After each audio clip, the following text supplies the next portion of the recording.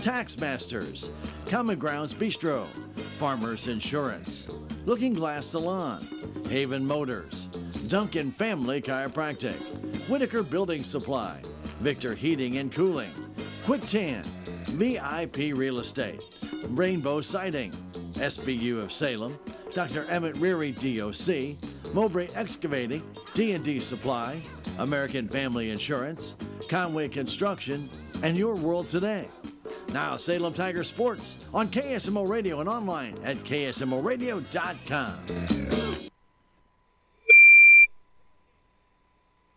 And we welcome you to Willow Springs, Missouri. Stan Stevens and Rick Hoyt with you here at KSMO Radio and online at ksmoradio.com. In this SCA contest between the Tigers and the Bears at Pulaski Field. Rick, the absolutely perfect weather for football. Just the sun just went down. A few clouds hanging around, but I mean not a breeze out there at all in this field. But it's in excellent shape, so we have no excuses, no rain, no anything, no wind. Should be an excellent football game between two teams both looking to try and get back on track. Yeah, you're right, Stan. And these two teams have come in and they both have struggled. Like I say, there's no question about that. Like I say, the Salem Tigers are looking to try to get back on the winning side, and so is Willow. So I think this should be a good matchup, Stan. Tigers won the coin toss. They elected to defer and will defend the goal to the west, while the Willow Springs Bears will receive and defend the goal to the east. They're in their burgundy uniforms, and pretty much all burgundy with white numbers and also white socks. Salem Tigers in their white jerseys, navy blue pants, and the scarred numbers that they have with the paw scarred numbers on them as well. We're about ready to get this thing kicked off. Do want to tell you that your friends over at Rainbow Siding and Guttering can provide you with seamless guttering, new construction replacement windows, soffit, fascia, siding, garage doors, even metal roofing. Estimates are always free, and all you got to do is call Rainbow Siding and Guttering at 729-2697, a proud supporter of your Salem Tigers. And Haven Motors at 205 West Scenic Groves Boulevard has been providing services for four generations, and their missions provide you an outstanding quality selection of beautiful cars and trucks at very affordable prices. Stop by and check out their vast selection, or call them 729-8100. Try trading with Haven Motors. At KSMO Radio 1340, getting ready to get the kickoff underway here. And the Willow Springs Bears will drop two guys deep. Looks like number 6 and number 10. That's Micah Duffield and Brady Walton, if I'm not mistaken. That'd be number 11 there, Hunter Barton. 16 on this side. 16, okay. Yeah. And that's Chase Garrison, and that's who gets it. Garrison has it at the 8. Up the middle of the field, has a block, and breaks a tackle at the 26-yard line, breaks to the outside and gets to the 36-yard line, taken down there by the Salem Tigers player at the Willow Springs bench. Broke a tackle to 26, got another 10 yards out of that. As finally bringing him down was Brendan Smith. Did not see what tackle was missed there. Okay, but yeah, I didn't see that. That was that actually by that missed tackle, giving him about another 10 yards after that missed tackle. And good. I know what you're trying to say. Yeah. Anyway, but nonetheless, though, it was a real good push-off though by the returner to get that extra yard. So give Garrison a little kudos on that. Triton Henley, their quarterback, he's making the backfield. He gets the snap. He'll keep it himself, trying to go off the left tackle. Breaks one tackle, stays on his feet. He's a big guy at 210 pounds. Turns that corner and will go down about the 45-yard line. Maybe enough for the first down as he extended the ball, Rick. Yeah, he did. Looks like he should have it, Tim, because he did, unless they're not going to get him the spot, but he did extend that ball out. Yeah, it's pretty close. They may even measure here on the very first play of the game. Okay. Boy, that's close. I think they'll just call it second down. Going to call it short? Yeah. Okay. I don't think the official wants to bring in the change for that. Second in inches. Triton running off the left side. Yep. And got a nice block from his tight end. Yep. And he can put it up. He's got 3 receivers right now in the pattern. Put him in the backfield is Bailey Hyatt. Second and about, we'll call it 1. And he wants to throw the ball, flipping it out to Zach White. White hits the ball and is hit and taken down for a loss of 3. Real think Jacob Jaron Story missed a tackle there, Rick. Otherwise, he'd have had that. But He needed to get a block. He didn't get it, and the Tigers were quick to respond. Boone Schrader came up. You going to call that a forward pass, Stan? It is a forward pass, Okay. but it's a loss of 3. Okay. Couldn't tell, like I say, if it was coming down the line of scrimmage or if it was forward or backwards. No, forward pass. Okay. And good job made there by Tigers, really reacting quickly to it. Jordan Schultz got right up in there and kind of disrupted that play. So we got 2 guys in the backfield with him, with Henley this time. Oh, yeah, I'm sorry, I have yours. Yep. Go hand that ball off, number 25, Bailey Ayat, and Ayat to get back to the line of scrimmage. That'll maybe just a good shot. Give him a yard. He got to the 45-yard line. Okay. He tried to turn it up. Rick, I think if he'd have stayed to the outside, he could have gotten a lot more yardage. Yeah, I don't know why he cut it back in the middle, Stan, because I'm like you. I thought that he could have got to the outside. Ayat is a junior, running back 5'7", 160 pounds. Henley, a big kid, 6'1", 210, so he's got a little bit more beef to him. And they're going to go for it on 4th down at their own 45. Wow. A man in motion. He comes set. That is Henley, and a handoff up the middle. And, wow, that's really close, Rick. I don't think he made it. Really close. One official has him right at the 46. The other one has him a little bit behind that. They spotted down short of the 46, Rick. Whoa, I'd ask for a measurement, Stan. Wow. Wow, I think I'm going to ask for a measurement. They gave him the first down. You know what, Rick? I bet you he's going to do that off the very first play. Wow. They give him the first down, Rick, but that ball's actually shy of the flash mark. Yeah. Wow. I don't say hash mark because it's a flash here because they're really tiny. So first down for the Bears on a 4th and basically 1.5. He got about 1, but they gave it to him. Henley with a long count. Gives it off again to Ayat, trying to turn that corner. Ayat gets a block and then does get across the 50 to about the Salem Tiger 49, a gain of 5. That's what I thought he should have done the first time. True. And Salem Tigers, Austin Mox came up and got him. Had a little help there from, like, Hayden Wilson was out there to help him out. 2nd and 5. Just underway here at 9:10 to go in the first quarter. No score. Willow Springs on the initial drive of the game. They will bring out 3 receivers in the pattern. I have the single setback onto the left of Henley. Henley will flip it out and completes it just to his tight end, who will get about 4 yards. See it out to, that's his wide receiver out there, number 7. Okay. And that is,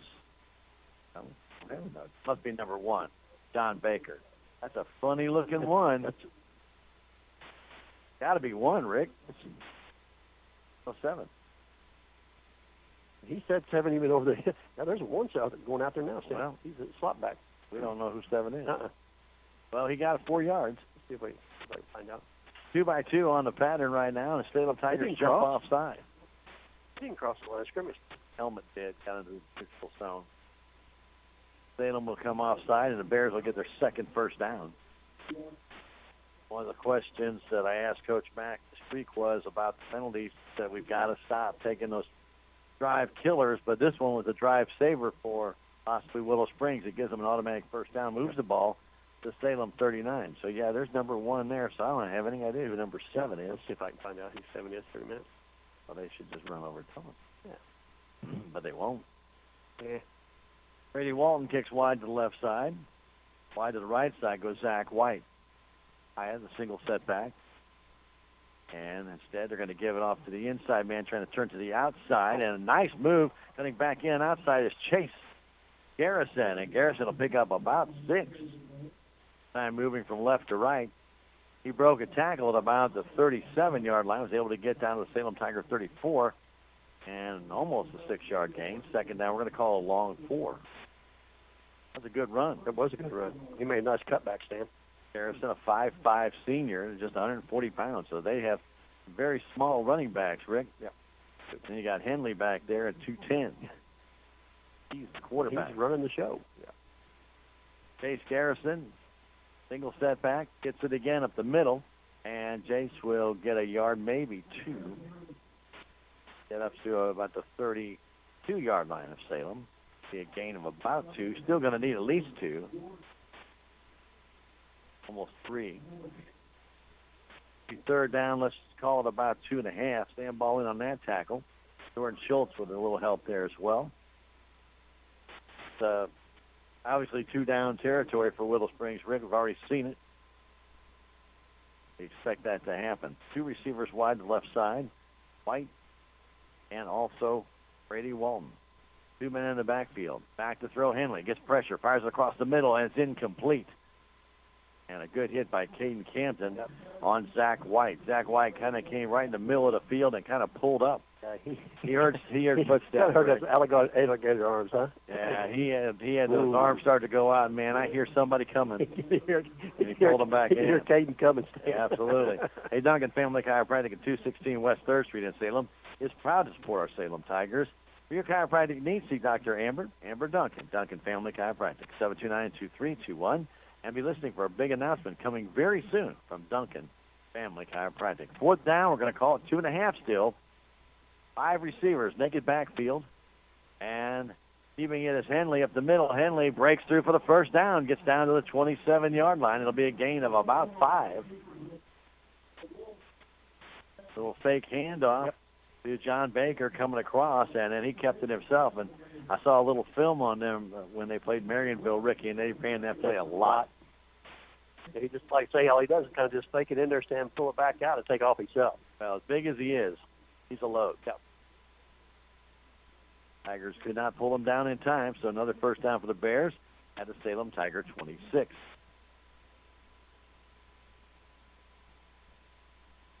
Bears have 3 receivers to the right side. They hand off instead to Chase Garrison, trying to go to the outside, and he gets stood up by 5 Tigers. He just never could get around. Stand ball over there was just stood him up. Yeah. And so, wow, they're going to think a loss of a foot. You got to be kidding me. Wow. That probably needs to be about a 2-yard loss. Wow. Putting down his no gain, Stan. Yeah, not much of a loss there, according to the officials. Of course, we've already seen a phantom first down. It's not even Bill Peace. May he rest in peace. So. Exactly. What a neat guy. Yep. Had a lot of fun with him. Oh, he was a good guy. He was fun. Back to throw Henley. Looking through the middle. Fires it deep on a full fade pattern. Out there is Camden, and he got tripped up. That should have been offensive pass interference. Cade was out there. He was the free safety getting over there for the deep coverage. Yep. Pass intended for Hunter Barton. And incomplete. Third down, still about 10. Could be about 3rd and 13 or so, and very favorable mark. All the Salem Tiger 26-yard line. 10 receivers on both sides. 5 of them in the pattern. Naked backfield. For Triton Henley. In motion is Baker. Henley fires it out to Baker. Baker gets it at the 30-yard line and will dive forward to the 23. Caden Camden got him first. He was finished off there by Garrett Connell. A gain of 4 yards, maybe 3. Let's see, Rick. I don't know. I'm going to call it 3. Okay. Bring up 4th down and still 7 yards to go. We'll call it a short 7, but it's still 7. They need to get to the 21, and they are at about the 28. Wide to left side, Zach White. In a slot goes Chase Jones. 2 receivers to the near side. Henley on 4th and about 7. Goes back. Has runners all over the place. Fires it down the middle and overthrown. Intended out there for Zach White. And he couldn't get it. Almost picked off by the Tigers back there. Who was that? Chandler in there? I couldn't see who it was. Was it Chandler? Chandler got his arm on it. He dove for it, but the ball was incomplete. So Salem will take over 1st and 10 at their own 26-yard line. Or, I'm sorry, the 22-yard line. And that's what they have at 1st and 10. They really don't know how to move those flags over there, do they, in the sticks? Which way do we want to go now? Yeah, they didn't know where to go with it. They actually were going the wrong way. They were going the wrong way. The Tigers will come out in their traditional bone. Kristen Newman at quarterback. Chandler Gray in the left tail. Sam Ball right. And they give it off to Chandler. Chandler hits the hole fairly hard and gets up to about the 25, maybe 26-yard line, a gain of 3. Okay. He lost his footing as he got to the line, kind of. Didn't look right. It looked like a dive right there. It did, didn't it? Don't know if he stepped on somebody's foot or Maybe whatever. somebody grabbed a hold of his ankle or something, because that's the way he went down, kind of a nosedive. Brandon White at the fullback position. He had a good game last year. He didn't get enough carries, I thought.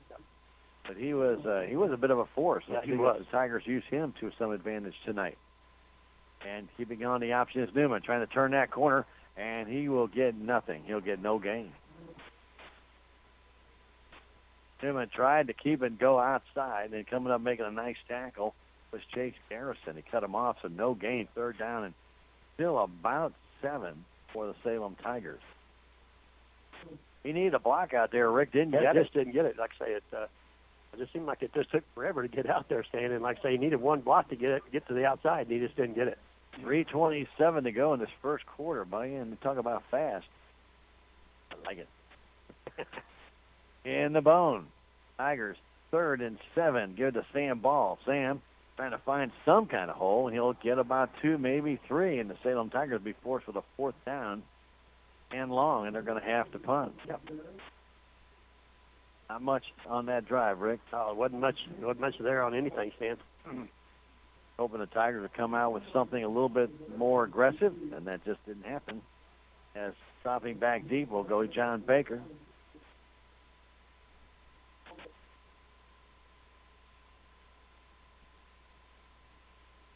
And the kick by Nick Holliday will come down about the 35 and take a Salem Tiger bounce to the 32.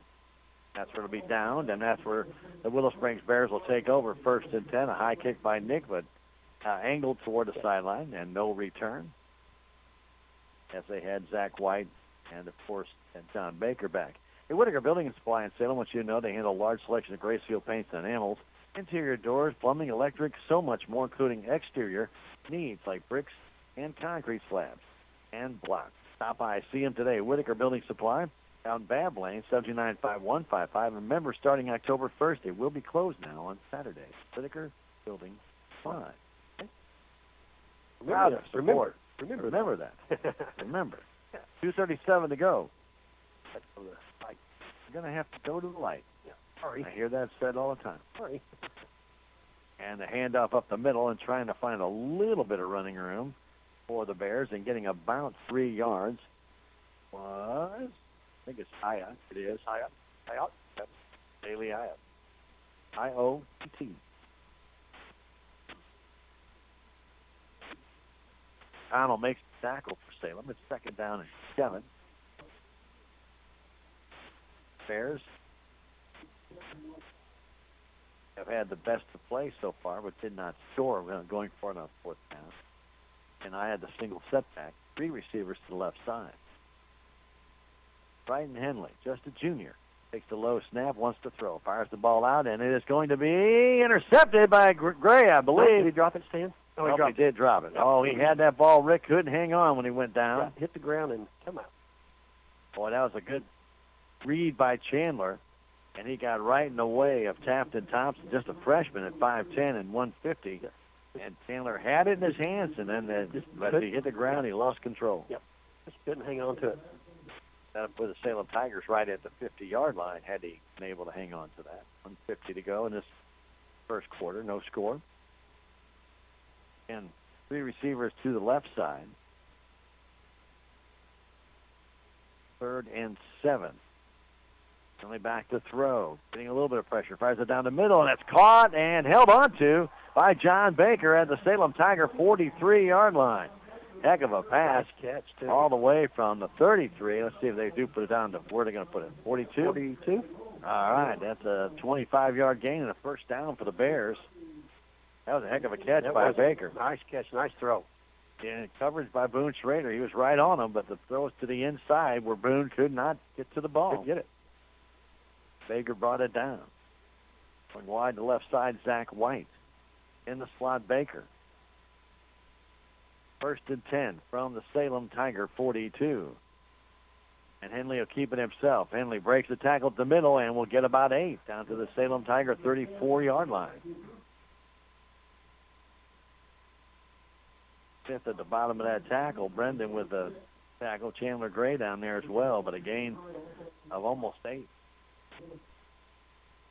faked that ball up the middle to Chase Garrison, Ricky, and then he just followed up through there. There was just nobody really there on his first 5 yards. Under a minute to go here in this first quarter, no score. Bears again are driving. 2nd down and 3. And Garrison a single setback. Gets the handoff, trying to turn upfield. He is taken down nicely. Beautiful play by the Salem Tigers, number 36, Brandon White. He pulled him down for a loss of 2. That's a heck of a tackle there, Rick. Nice job. As the runner was already going by him, and Brandon grabbed him around the waist and was able to just kind of throw him back. Yeah. That's far enough. 17 seconds, folks. I don't think we're going. Maybe. So, yeah, they got 13 on the play clock, but have to get it off. Yeah. Be the last play unless there's a penalty in the first quarter. Henley back to throw, looking, getting pressure, fires it out, and it's incomplete. And with 0.1 seconds left, 0.1 seconds left, pass intended for Garrison, but it was thrown at his feet. So you made a liar out of me, Mr. Henley.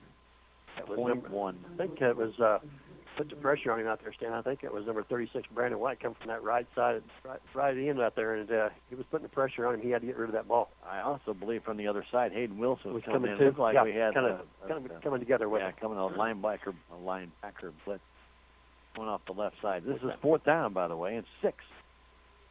3 receivers to the right, 1 to the left. Single setback for Henley, who goes back to throw. Fires it to the right side. All by himself. He dropped the ball. Was number 81, Zach White. That would have been just enough for a first down, Rick. Yeah. If he'd have caught it, but he did not.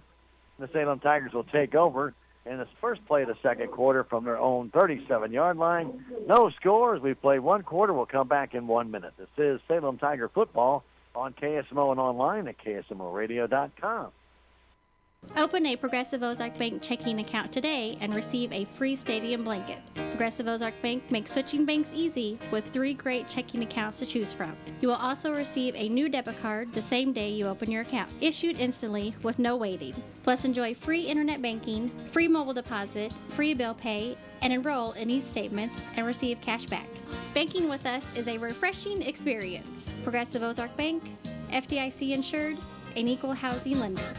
Would it make your life easier to have access to a live teller Monday through Saturday from 7 a.m. to 8 p.m.? I'm sure you answered yes. Riverways Federal Credit Union is here to help you simplify with their all-new ITM. Just drive straight up to the machine in the drive-through lane that looks like an ATM. Press the screen and voila! You'll be talking straight to the local teller. It's that easy. Available 6 days a week, Monday through Saturday from 7 a.m. to 8 p.m. Just another way that Riverways Federal Credit Union is positively different. We welcome you back to Willow Springs, Missouri. Stan Stevens and Rick Hoyt bringing you Tiger football on Friday night, an absolutely beautiful Friday night. The Tigers go with an inverted bone right here as Newman goes under center and lost the football, and who has it? Willow Springs says they do, but I haven't seen officials say that. Newman got down on it quickly. It'll be 2nd down. Tried to pull away, Rick, lost the hand. It'll be a loss of 1. Common Grounds Bistro is open Monday, Tuesday, and Wednesday, 7 to 2. Thursday from 7 a.m. to 8 p.m. and Friday and Saturday from 7 to 9. Have you checked out their homemade lasagna on Thursday nights? It is incredible. Plus, they have prime rib on Friday. Saturday night's pork steaks from 4 to 8 is delicious, and they have pizza. Common Grounds Bistro, going to be South Main Street in Salem, a proud supporter of your Tigers. Call for a carryout, 453-2173 to Common Grounds Bistro. Newman trying to keep it on the option. Cuts up the middle, gets on his feet to the 41-yard line. That'll be a gain of about 5. And it'll bring up 3rd down and still about 6.5, 7 yards to go. Krista read that one and kind of knifed his way through. Rick Stuck up through there, didn't he? Yeah, that was a nice play. He got about all he could get out of it, Stan. Through. Tigers back in the traditional bone. Gray ball and pull that back to Brandon White. Hasn't carried the ball yet. And that handoff to Chandler Gray. He reverses his field, turns the corner. He has the 50. He's to the 40. He's to the 35, and it's going to be taken out of bounds to the 29-yard line.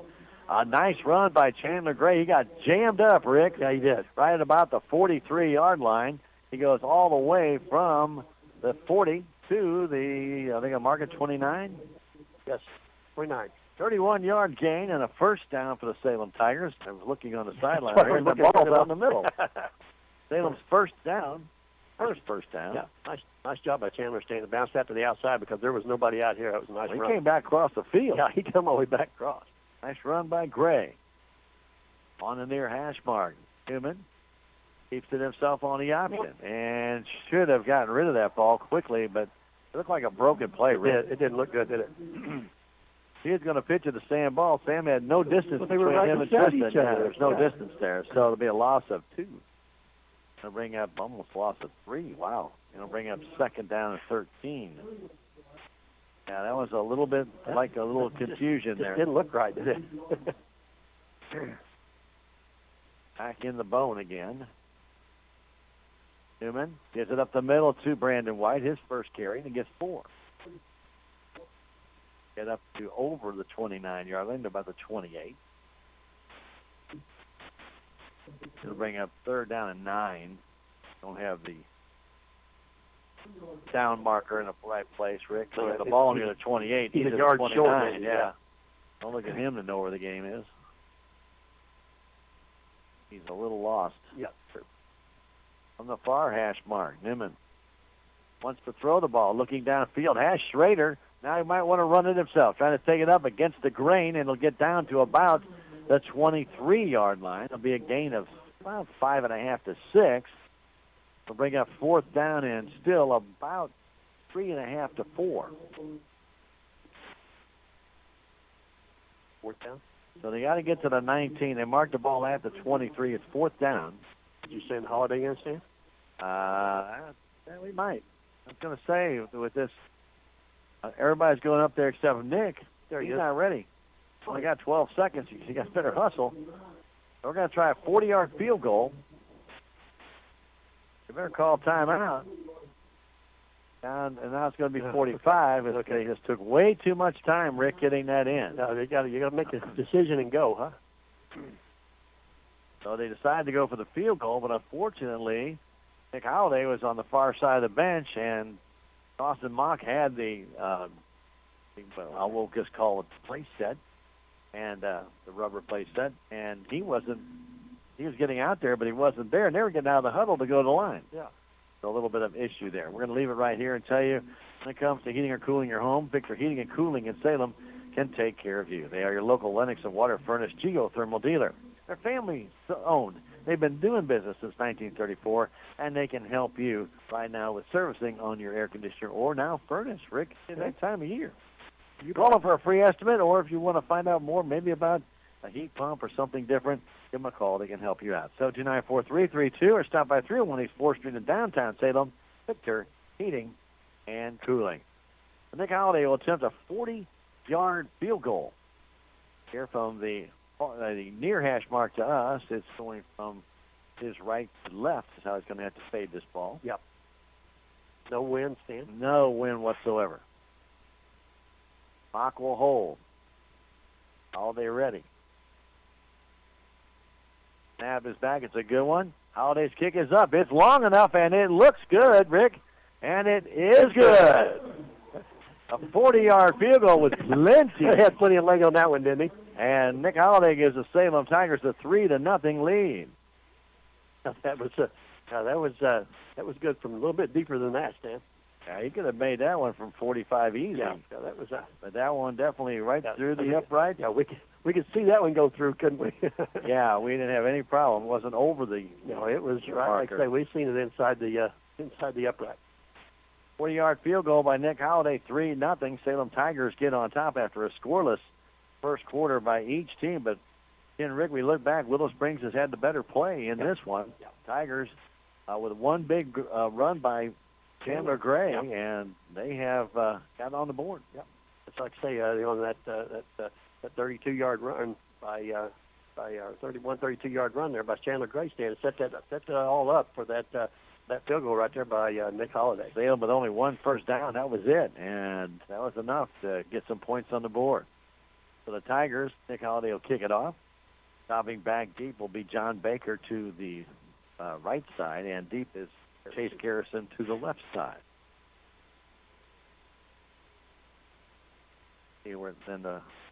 See what Nick wants to try and drive it into the end zone. Nope, he squirms it. That ball's going to go out of bounds at about the 23. Actually, it's going to be inside the 20.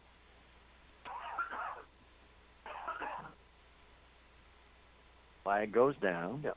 They can make him Make him re-kick. You're exactly right. And it looks like they may be sending the offense on the field. They're talking about it still. See if we get a 5-yard penalty on top of this, Stan.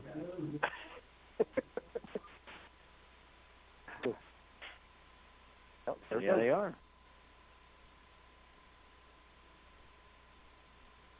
I've never seen that anywhere, Rick. That's why you throw the flag. Without out of bounds, you give them the penalty of the 35. Okay. Well, that's twice now we've seen it. Sure. So maybe that is a new rule. That could be. Maybe it's a high school rule. Keep teams from doing that. Doing that, yeah. Trying Henley back in at quarterback. On first down, will keep it himself up the middle on a draw play. Turns to the outside, breaks a tackle, still going, and finally goes down at the Willow Springs 46-7-yard line right in there. Looks like it's going to be a gain of about, I'm going to give him 7. I almost give him 7. Right? Yeah. Right up the middle. And he didn't do a whole lot, Stan. He had a little bit of hole there, and he kind of a missed tackle up at the line of scrimmage, but, he did the rest of it on his own. Henley's been their leading rusher. There's no doubt about that. Wide to the right side goes Brady Walton. To the near side comes Zach White. I'll hand the ball off and trying to turn upfield and getting taken down for no gain as Sam Ball got in there, grabbed him right around the shoulder pads, was Ayat. So Bailey gets I think you can actually give him about 1.5 feet, Rick. Okay. That's a very favorable spot for somebody who got hit behind the line. But like I said, Sam grabbed him around the shoulders. He did turn inside. Made it look like a face mask. He looked around the shoulders. Right. He was on these shoulder pads. Bring up third, and we're going to call it 3. Yep. Wide in the backfield. 3 receivers to the right side, 1 to the left. Henley back to throw. Pressure by the Tigers. He's got a lot of running room to the outside, and he's going to run. Ball can't catch him. He's got the first down and more down inside the 40. So Henley will run out to the outside as everybody went down the field and all the way from basically the 47-yard line. They're going to put him at the 40. That's a 17-yard.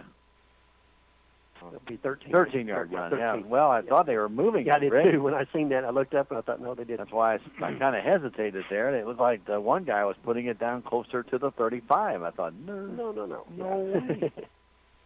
But first down for the Bears, and it's their 5th first down this first half. 7:27 to go. 3 receivers this time to the left side. I had the single setback. Back to throw Henley. Again, pressure by the Tigers, and they're going to get to him this time. Henley will go down near the 50. Getting in on top of him for the Salem Tigers was Brandon White. Man, he broke through there in a hurry. Yeah. That's going to put him back to the 50-yard line. Nice job. Pressure from the outside by Sam Ball, and then White came right up the middle. And, I mean, he absolutely just got on top of Henley and put him down. Yeah, Henley had nowhere to go. Once he got pressure from the outside, he kind of stepped up, and when he stepped up, that Brandon was right there. Yeah, couldn't get around.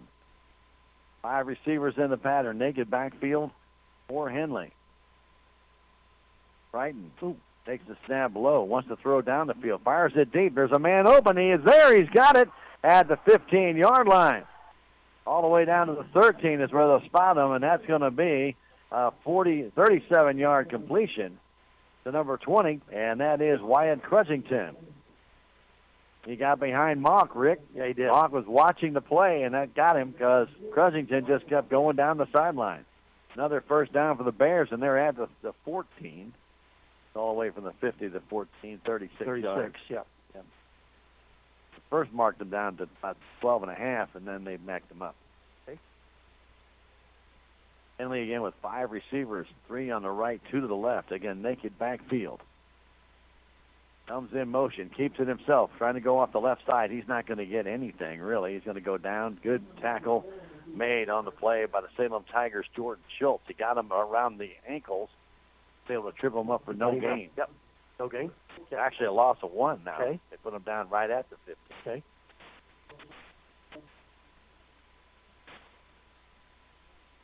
Checking out is John Baker. Zach White comes in with the play and goes wide to the right side. Hyatt back in the game. He has a single setback on 2nd and 10. Crutchington to the left. He's looking that way. Wants to throw the ball. Now runs, has a lot of room. Now flips it out to Crutchington. He's out in the end zone. Touchdown. Just a little toss to Crutchington for the Bears, and they lead it 6-3. So Crutchington with the touchdown at the 5:31 mark of the second quarter. As Henley faked running, the Tigers then defensive backs pulled away from Crutchington, who was wide open, and he gets the pass from, say, 15 yards out. Yeah, that's 15.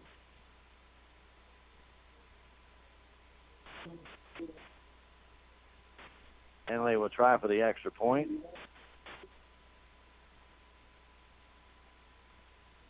Snap is back, and the kick is up. He drills it, and it looks good. It is good.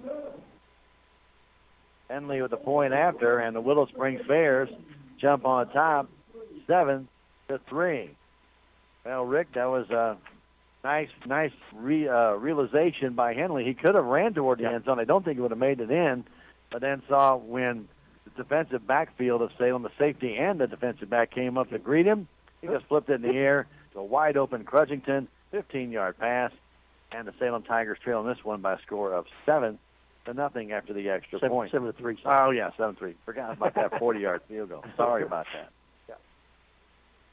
So this has been an interesting game right now. The Bears have really kind of dominated this first half. Yeah, you're right, Stan. That definitely with the amount of yardage that they've accumulated over this first half, they've definitely outgained Salem by quite a bit. Well, the Tiger defense has been on the field quite a bit as well. Here in the second quarter, that was a nice drive by the Bears, and finishing off at the 5:31 mark, Crutchington. At the 15-yard pass.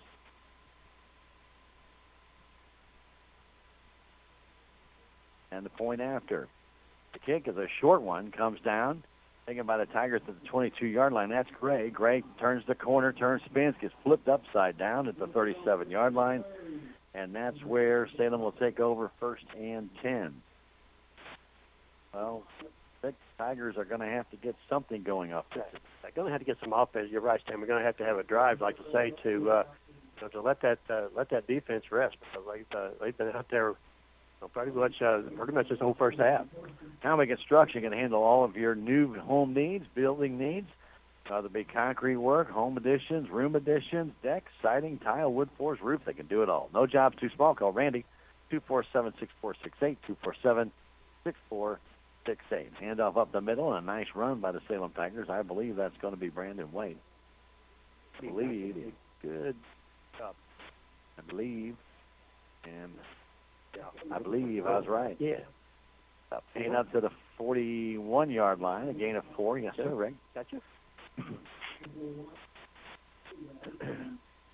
Nothing fancy there, Stan. Just giving balls. See how many people you can bowl over. Yeah.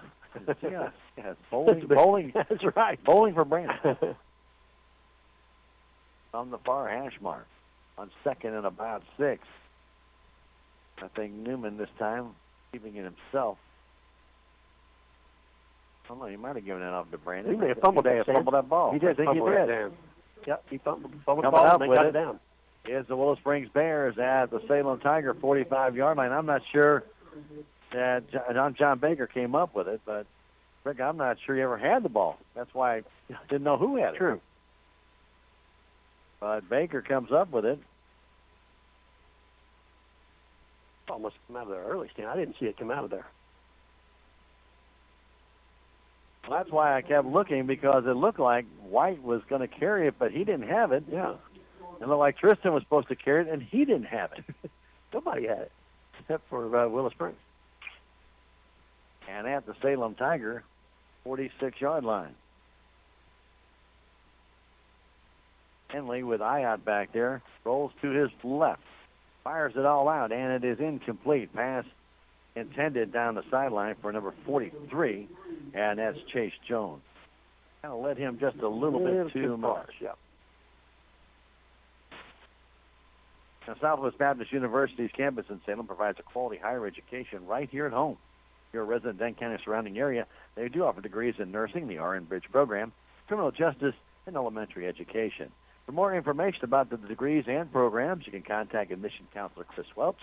Schedule an appointment with him if you're a prospective or returning student. 729-7071, 729-7071.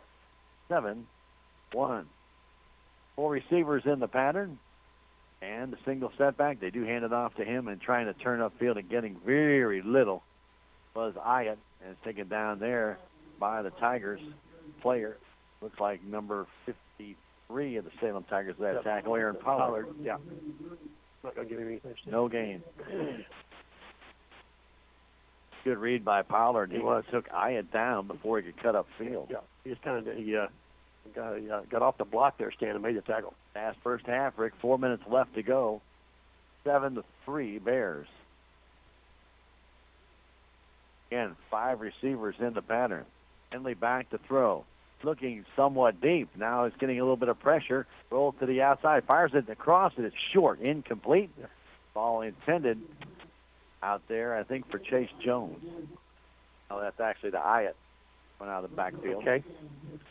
But it's incomplete anyway, and it'll bring up 4th down and still about 10. We're going on the punt team, Stan. Well, they went for it in their own zone, Rick, and this is at the Salem Tiger 45 with 3:49 to go in the half. We're going to punt now. I'm just kind of wondering if they're going to fake this. I'm wondering.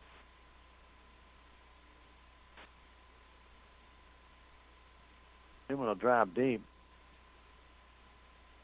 Have his bag, a little bit of pressure, and punting that ball was Scotty Osborne, and it'll come down straight. Get out of the way, Tigers. And the ball will die at about the 22-yard line, and that's where the Bears, Zach White, takes it down. Him and Justin Cheney were there, and I think one of the two put the hand on it. Salem will start out their own 22-yard line. 1st and 10 with 3:40 to go in the half. You know, D&D Supplies and Service, right across from Whitaker Building Supplies, can do welding and fabrication on big trucks, tractors, loaders, and more. If you need welding or steel supplies, they have that, and they can do customized woodworking as well. Find out what all they can do at D&D Supplies and Services. Call them at 729-2777, 729-2777. Back to the bone as Tristan Newman gets ready to go, and looks like a timeout has been burned by the Salem Tigers. Yep. 3:40 to go in the half. 7-3 Willow Springs. We'll come back in 30 seconds. This is Tiger Football on KSMO and online at ksmoradio.com. This is Craig Tatum from SMDH Family Medicine. Just a reminder that all students taking part in any athletic program must have a sports physical before they can participate. SMDH Family Medicine is offering free physicals October 1st through the 5th. SMDH Family Medicine is open for physicals from 8 to 5 Monday through Friday. Please call 729-8000 to make an appointment. Salem Memorial District Hospital. Every patient, every encounter, every time. Hey, for all your family hair care needs, from perms and cuts and color in Salem, you can go to the Looking Glass Salon. You can talk with Candy or Kathy or call, make an appointment at 729-3278. If you want to, just stop by the Looking Glass Salon at 802C South Main, as walk-ins are always welcome. They're your full-service salon in Salem and a proud supporter of the Salem Tigers, the Looking Glass Salon. All right, the Tigers are going to go trips to the left. They came out in the bone, and now they have changed their mind. As Newman hands that ball off, and still on his feet for the Salem Tigers and trying to run through a couple of guys is Sam Ball. And he gets out very close to the 30. A gain of 8.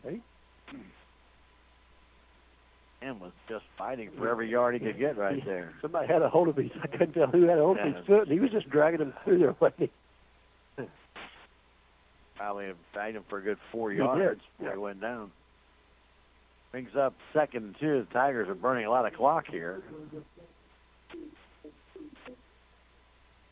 Again, single setback. Trips to the right side. And this time Newman tries to keep it on the option, tries to cut upfield, has the 1st down and more. as he gets across the 35-yard line to about the 36. Rick, a gain of about 6 yards. Okay. And a first down for the Salem Tigers. That was just their second of this first half. They trail it by 4. 2:56 here to go in the half. Right, 7-3. The Bears do lead. The Grudgington touchdown pass. Steve from Henley is Triton just lofted it in the air. It didn't have to be a pretty pass, and trust me, it was not. It was not. But it still counts. Again, trips to the left side. Handball to single setback. And keeping it this time, Newman again, and tries to cut up the field, and will get to the 40. 4. That spot is neat out of 39, Rick. Okay. They get 3. Bottom down there, 2:22 and counting.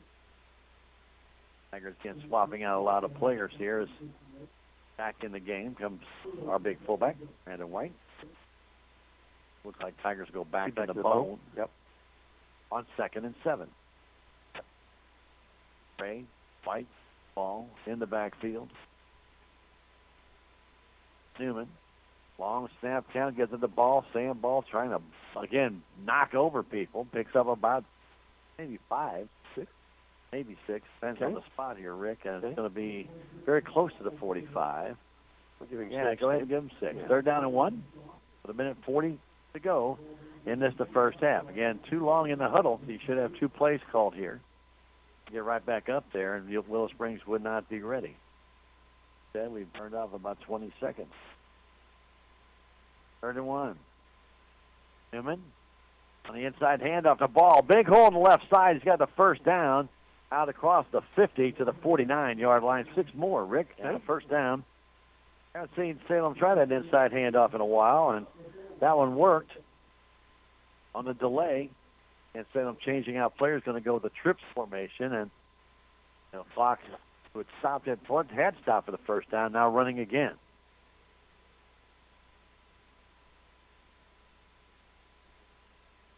Hawk wide to the left side. Tigers go trips to the right side. Back is Newman. He's getting pressure. He needs to get out. He gets a nice block. And he fires it deep down the field, intended for Boone Schrader. He's out there, and he has it. Schrader, touchdown!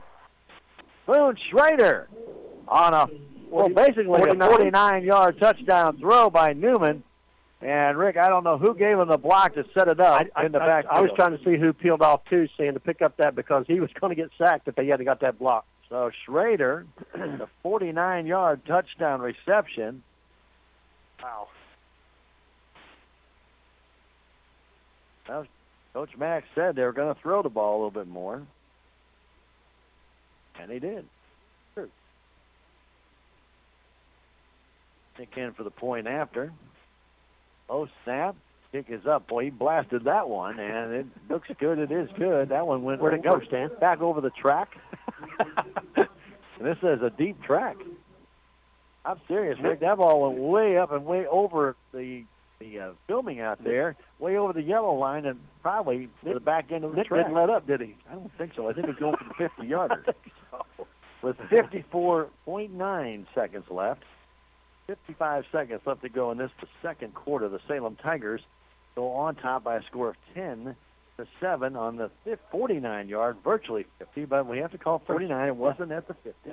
First pass attempt of the game for us, Stan. And, boy, I tell you what, Rick.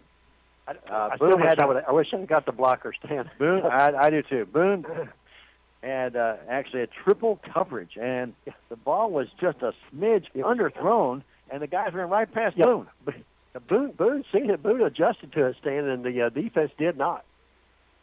The Salem Tigers now with a 10-7 lead here with 55 seconds to go in the half.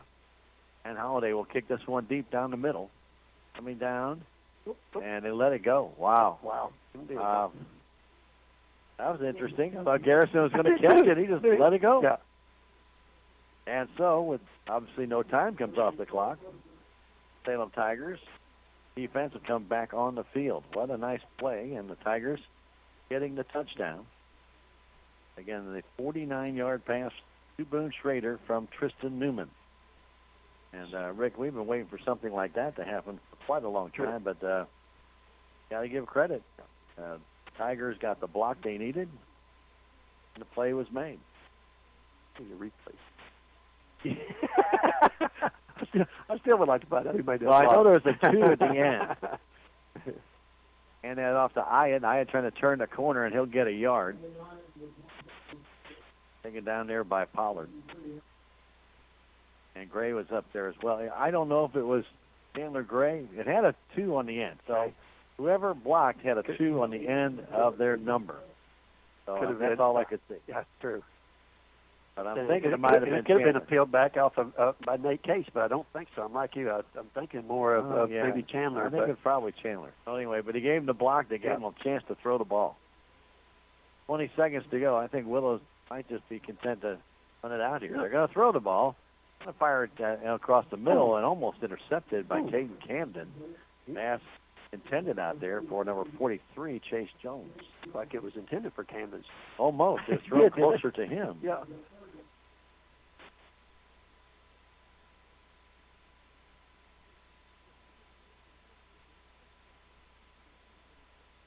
What Coach Willow Springs wants to do here, Stan? You run it out, or what do you do? I think I'd Salem take has one timeout. I think I'd take a knee. Yeah. Even that, Rick. Yeah. Only going to have a few seconds left. You can run around with 13.9. Or you can just run it off, hand the ball off to Iat, and Iat is going to be stood up right there, got nothing. Down to 7 seconds left. Salem did not call the timeout, which they thought they might with 4th down, and that's going to do it. This first half now runs out.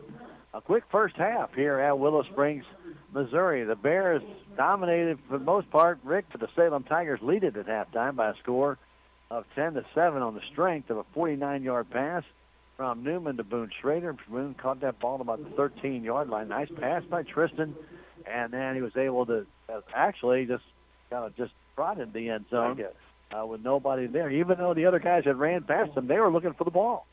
They were. And they never found it. Boone says, I got it. Yeah. Hey, I'm here in the end zone. Here it is. The Tigers do lead it 10-7. We are at halftime. The Willow Springs Marching Band is going to be coming on, providing some halftime entertainment. They're getting their props all set up.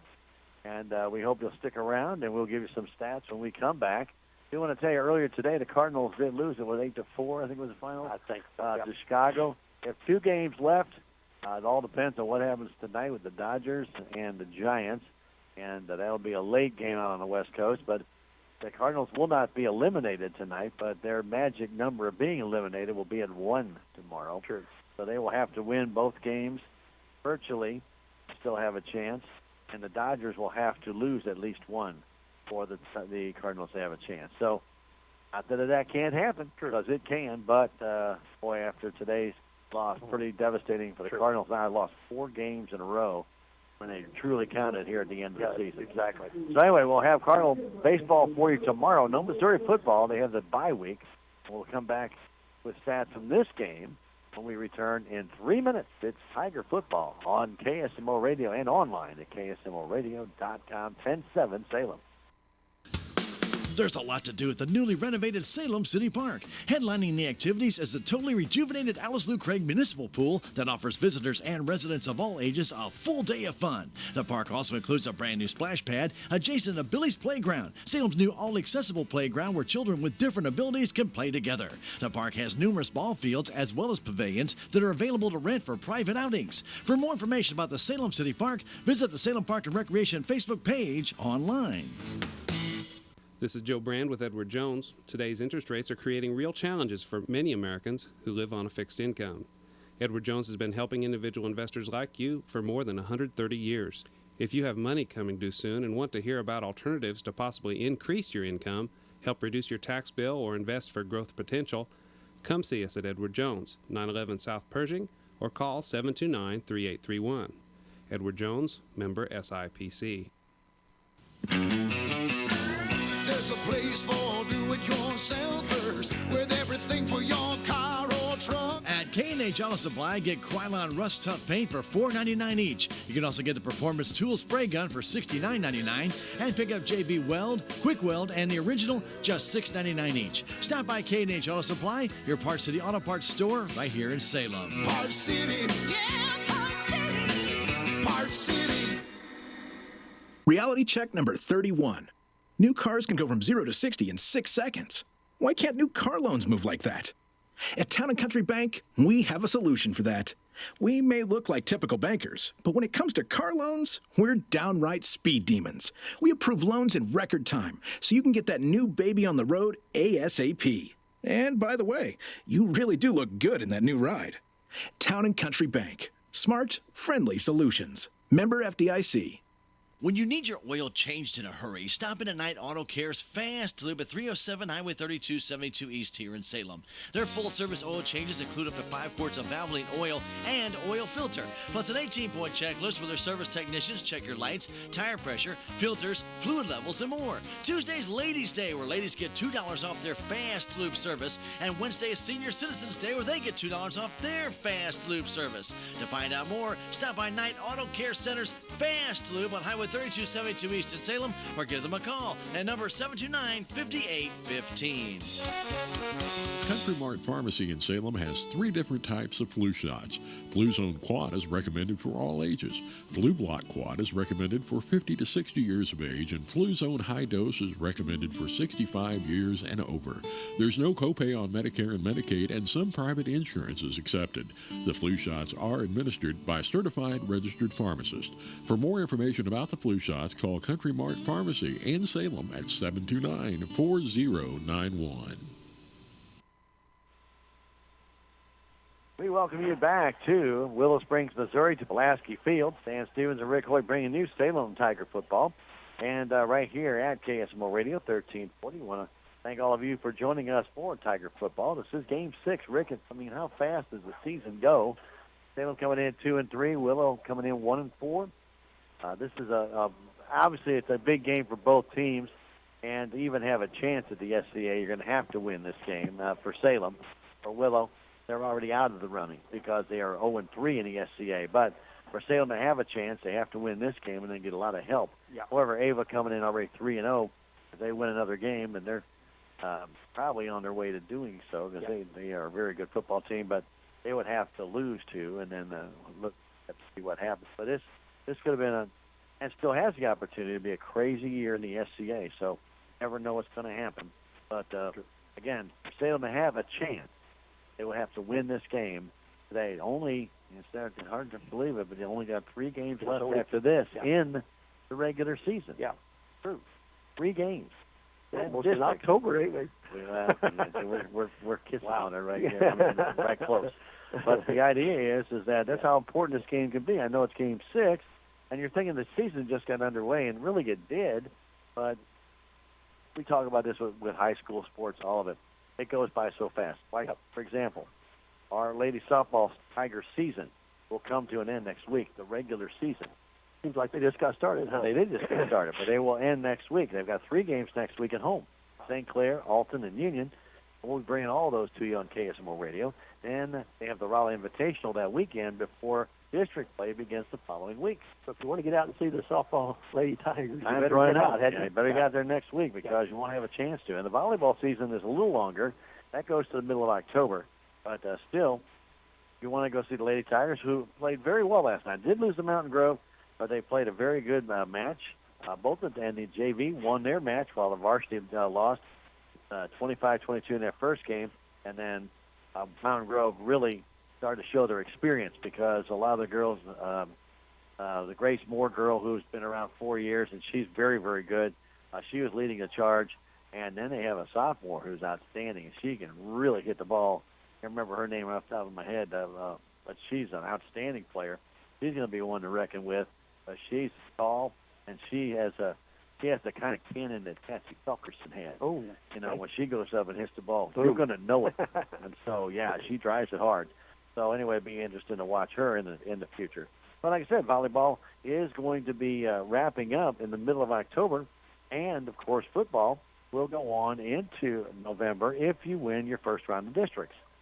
So next week, we're going to be on the road at Mountain Grove. And then we'll be home to face Mountain View Liberty. And then Kabul will be the final regular season game at home, just that quickly. Yep. Real quick. Coming on, folks. It'll be here before you know it. So you want to definitely make plans to follow your Tigers. And we're, we appreciate all our sponsors that make it possible for us to bring it to you here on KS4 Radio. Interesting half, Rick. The Willow Springs Bears dominated this first half. You can tell me otherwise. and the stats may say otherwise, but I'm going to tell you right now, if we would look at time of possession, that's one stat we don't keep. I guarantee you that would say of the 24 minutes in the first half, that 20 minutes belong to Willow Springs Bears. I would agree with you on that one. Yeah, I'll give you that one. But you're exactly right, Stan. As the Willow Springs kind of moved the Tigers defense kind of up and down the field, Stan, and kind of had their way, and the Salem's offense wasn't getting anything done. It was putting a lot of pressure on the D, and then finally we got we did get a big run by Chandler Gray, right? And then like you say, and then the big pass play at the end for 49 yards to Boone Schrader, and that was a lot of Salem's offense right there in those two plays, and we'll take a look at this here in just a minute, but if you look at it, I mean, if you look at stat-wise, Stan, like I say, I mean, I agree with what you're saying was with way Willow Springs dominated the Salem Tigers. It did not happen on the stats. It has not happened on the scoreboard. But like I say, it seems like it's been all of Willow Springs in this first half. Time of possession definitely would favor Willow Springs, but the scoreboard says Salem Tigers 10 and the Willow Springs Bears 7. And the only touchdown the Bears got, Rick, came off a fumble. Yep. So they took advantage of that and were able to go down the field and a little pass that really you're kind of in no man's land as a defender. You either you come up or do you leave the guy open? You just let him run in and score. And you got to give a lot of credit to Triton Henley because he recognized what the Tigers were doing, and so he pulled up before the line of scrimmage. Otherwise, you can't throw the ball. Close. He was close. He was about 1.5 yards away, but he just flipped it up there, and it was an outstanding play to give Willow the short-term lead at that time. But the Tigers came right back and got the lead back. So let's do a little bit of stat work for you, Rick. Let's go ahead and fire those stats off for the Willow Springs Bears in the first half. The leading carrier tonight is going to be Triton Henley. He's got 7 carries for 31 yards. Bailey Stan's got 8 carries for 12 yards. And then Chase Garrison Stan had 4 carries for 6 yards. So they ended up with 49 yards rushing in the first half here. Okay, but Henley was throwing the ball a lot. Oh, he put it up, Stan. Like I say, he put it up 15 times, Stan. He completed 6 passes for 80 yards, so they ended up with 129 yards of offense in this first half. And 1 touchdown. Touchdown for him. Very good. Okay, how about the Salem Tigers? Yeah, the Salem Tigers, Stan, on their stats, we'll start out here with their leading carrier. It's going to be Chandler Gray, Stan. He had 2 carries for 34 yards. And then Sam Ball's got 4 carries for 22 yards. Tristan Newman's got 7 carries for 13 yards. And Brandon White's got a couple of carries, Stan, for 8 yards. So Salem's got 77 yards of rushing in his first half. We did complete a pass. Yes, we did. We completed one time. Tristan threw it up one time. He completed that big 49-yard pass to Boone Schrader. So we ended up with 126 yards of offense in his first half. 129, 126, 10-7. You wouldn't have thought it, huh? You wouldn't have thought it. So Willow Springs have outgained the Salem Tigers by 3 yards in that first half. The Bears had 6 first downs in the first half. Salem with 4. Salem had 2 penalties for 10 yards. The Willow Springs Bears were angels. They had no penalties.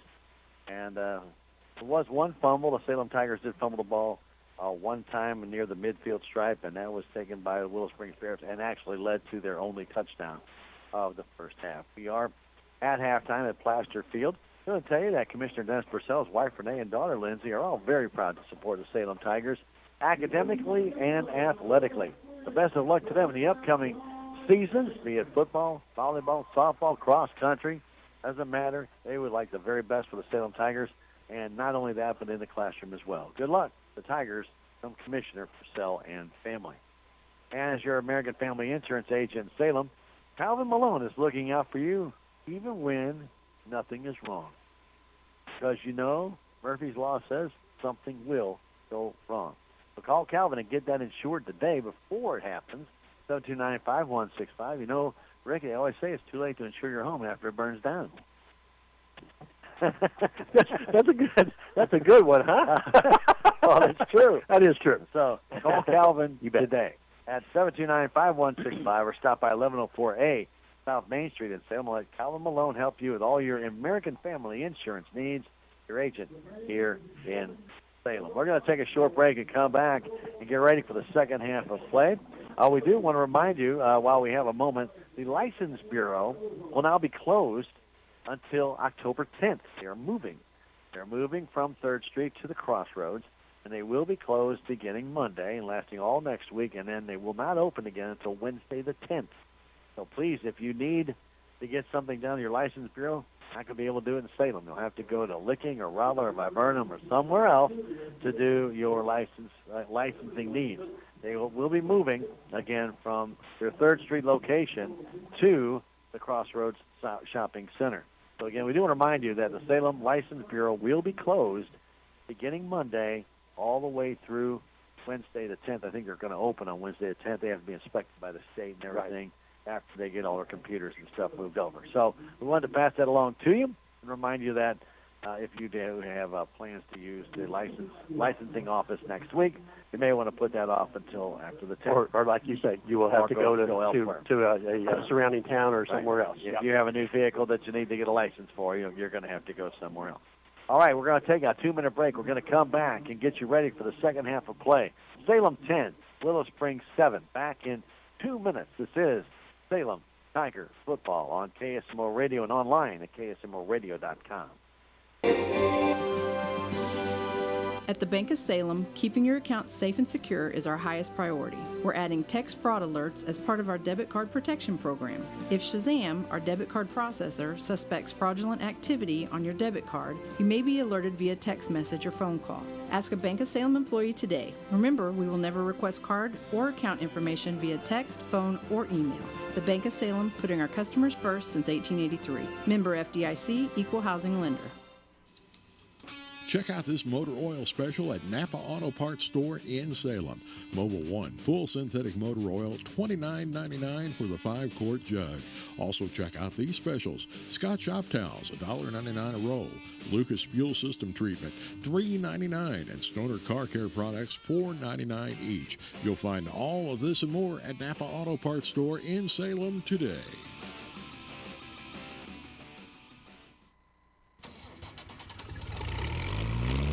Don't sweat it later. Maintain your hay equipment today at Salem Farm Equipment. They'll perform a thorough inspection of your equipment so you have no surprises come next hay season. Stop by Salem Farm Equipment today, located on Highway 19 South here at Salem, or give them a call at 729-3458. Salem Farm Equipment. Stop by or call today.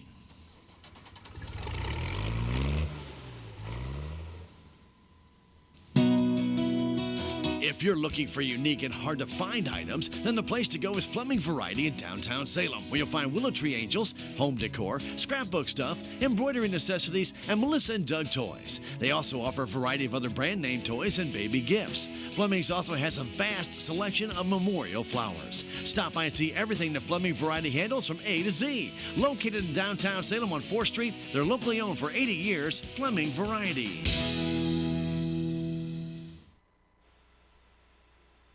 We welcome you back to Willow Springs, Missouri. Hey, a real quick reminder, don't forget Quick Tan's located at 405 North Main Street in Salem with 6 tanning beds, count them, 6.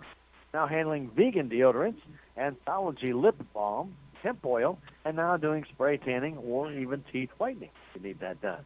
They also offer corporate rates for your business. If you have any questions, you can call the new owner, Kim Ballou Wilson, at 739-1113. Open Monday through Friday from 11:30 to 7 and Saturdays 10 to 1. Quick Tan, 405 North Main Street in downtown Salem. Yes.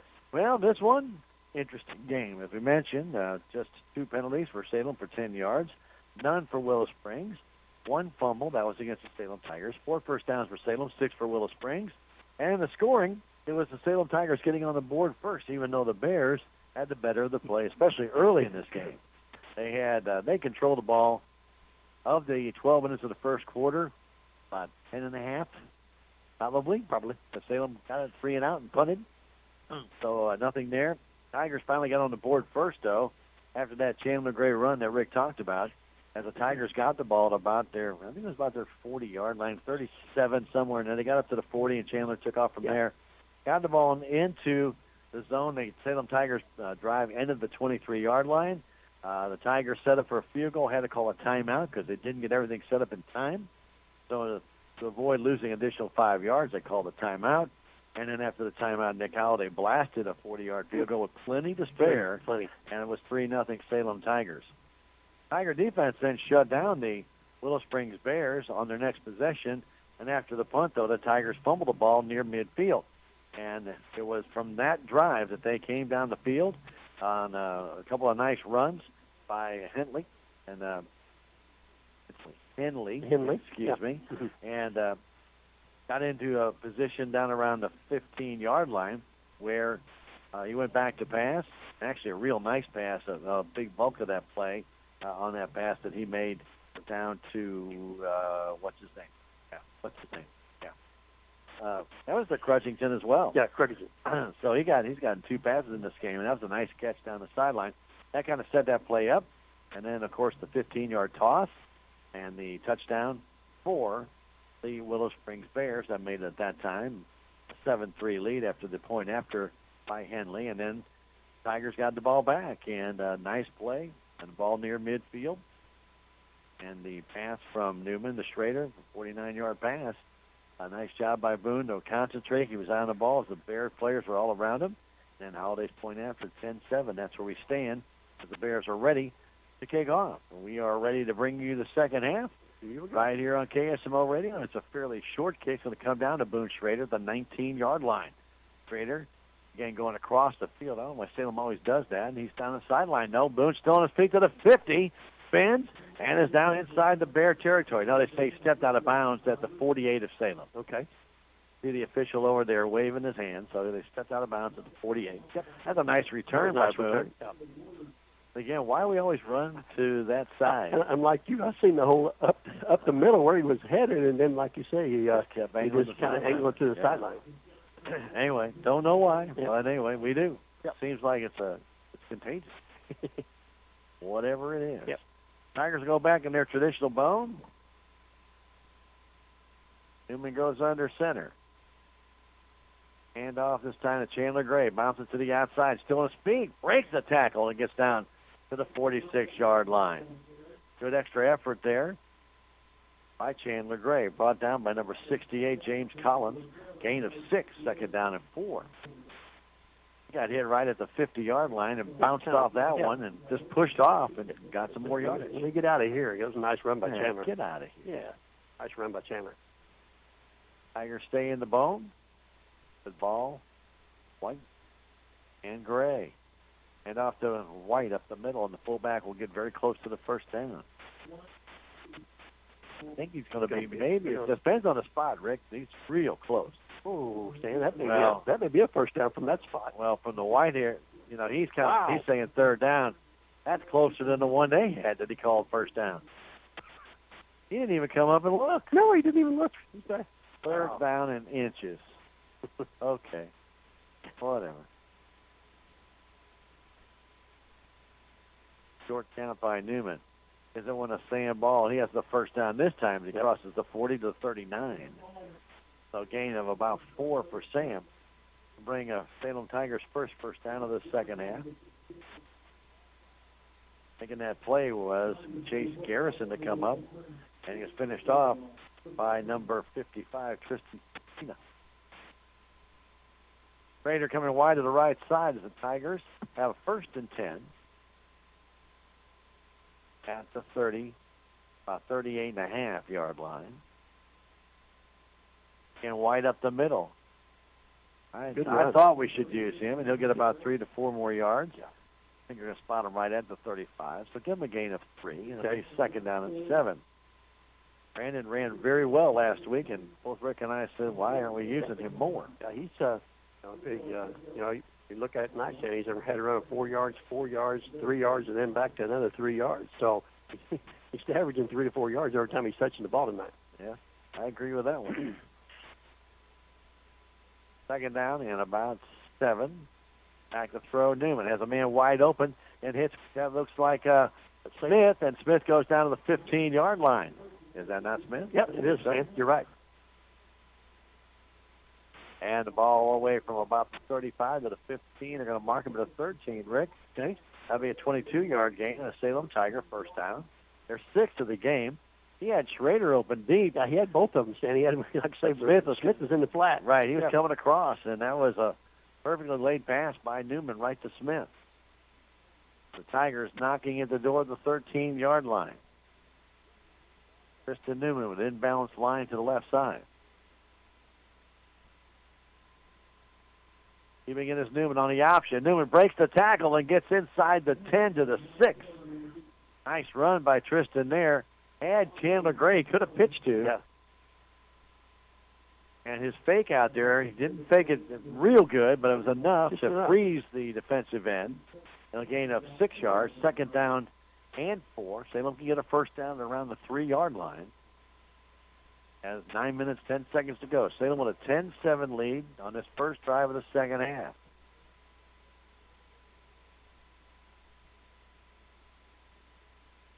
Salem in the bone.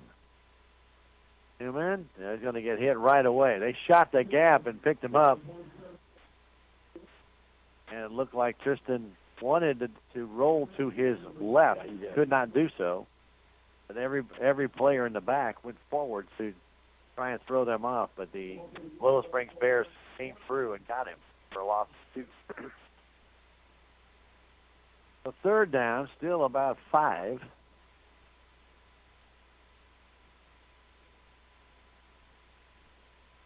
Newman, inside handoff to Ball. Ball gets into the end zone for the touchdown.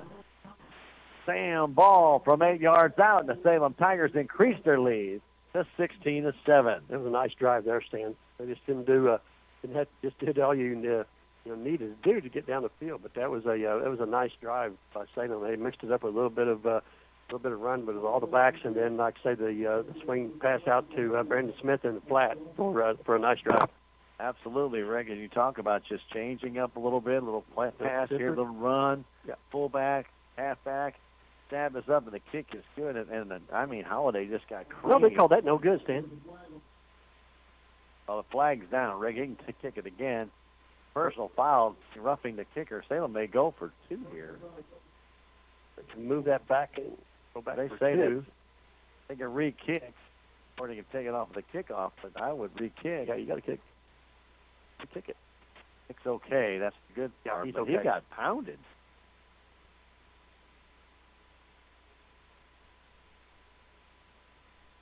Like you say, a 5-yard penalty and re-kick, huh? Well, or half the distance. Half the distance. Yep. It should be. Re-kick. So, going to re-kick it? Yep, they are. Okay. I thought that kick was good, Rick. That was right. It looked inside the upright. I don't know, maybe they called it no good because of the penalty. Who knows? But anyway, that looked good to me. But it doesn't matter because they're going to re-kick it anyway. Mock to hold. A bad snap. Mock is going to have to get up, but he gets run over by his own player. Bad snap again. We've had problems with the snap. Mock was able to feel the last one and get it up. This one he could not. And an extra point is no good. 16-7. PIT fails. 16-7, the Salem Tigers with the lead. So the ball with the 8-yard run to start this third quarter. And the opening drive by the Tigers, a 3-minute and 40-second drive. Rick, went all the way from their, basically, just 48, their, from their 48-yard line. 48-yard drive. 52-yard drive. Yeah. Good drive, Stan. Defense and then the break.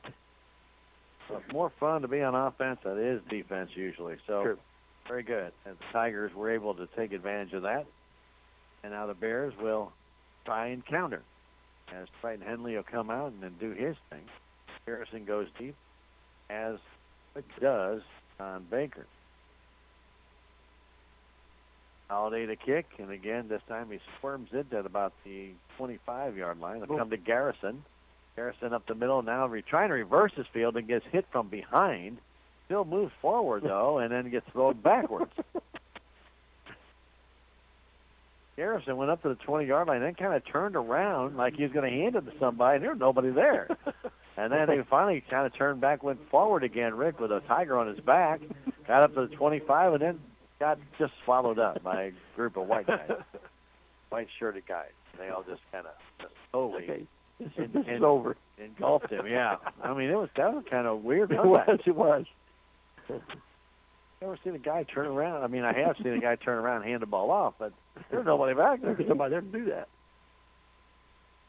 Hyatt in the backfield along with Henley. Triton Giving it Hyatt, big hole to right side, and he's still on his feet. Now cuts back against the grain. He's to the 30, 33. Ball knocked out of bounds, though. Goes out of bounds to the 28. That's a break for Salem. That would have been about a 9-yard gain. Instead, now it becomes a 4-yard gain to the 29-yard line. Chandler Gray ripped that ball out of there, Stan, but he ripped it too far. Yeah, he ripped it out, but he ripped it out of bounds. Second down and 7 yard. Well, about 6.5. 8 minutes to go. That ball fumbled, goes out of bounds at the Bear bench. That is where the ball is marked down. 2 setbacks. And the handoff to Garrison. Garrison, the right side, has a little bit of a hole to the outside and gets hammered from behind and brought down by the Salem Tigers. Connell brought him down after a gain of about 5, almost 6, to bring up 3rd and 1. That was a good run by Garrison. He got all bottled up and then was able to just turn it the other way and find a little bit of running room and ended up picking up almost 6 yards. Harrison a single setback again. Goes under center now Henley. He's going to run forward for the quarterback sneak, and he'll get the first down as he gets to the 30, just over the 35-yard line. That's where he needed to go. And the Bears will have another first down in this game. That is their 7th and their first of the second half.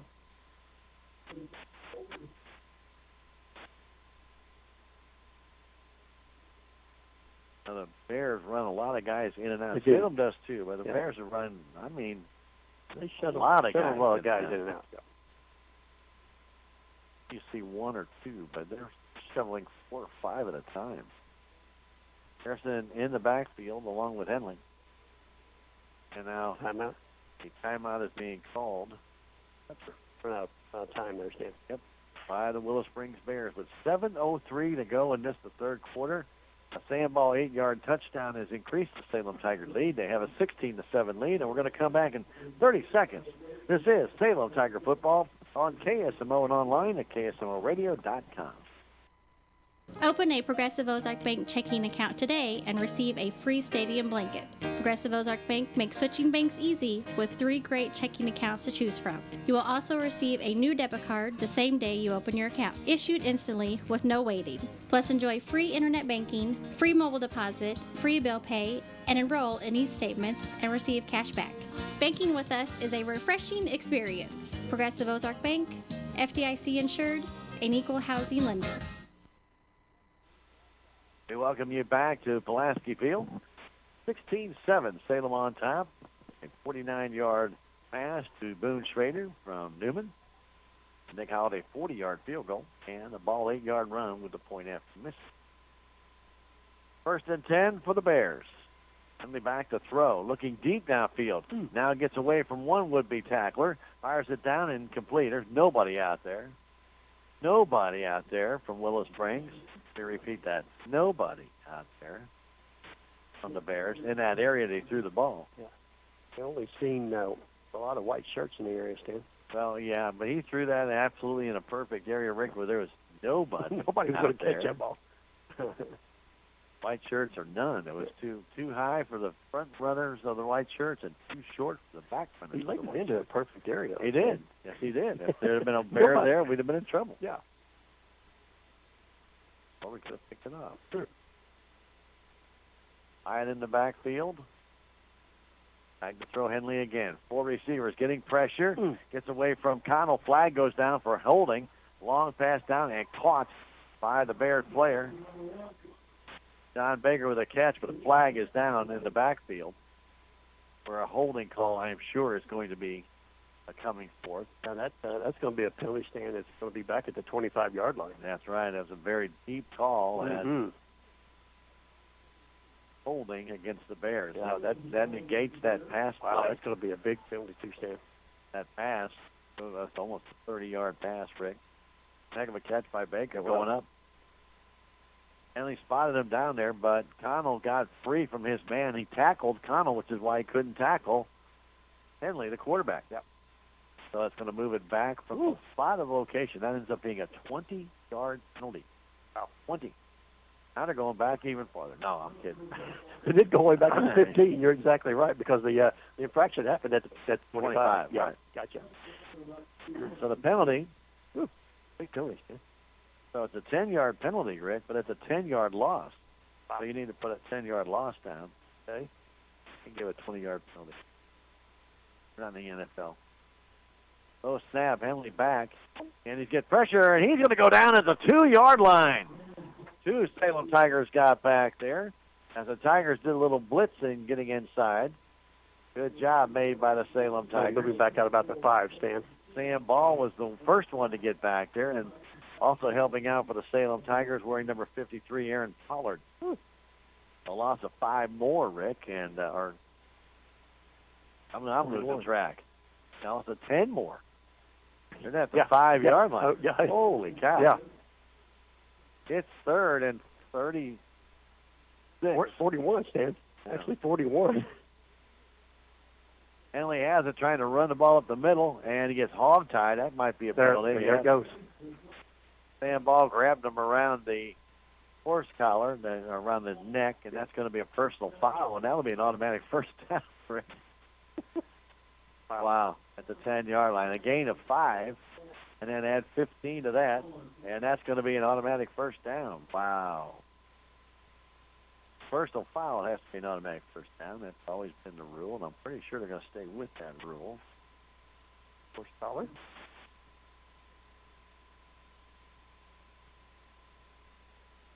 They're still going to call this 3rd down, Stan. You know as well as I do, a personal foul is an automatic first down.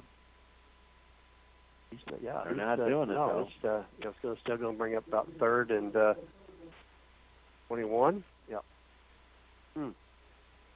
Okay. I don't get that one.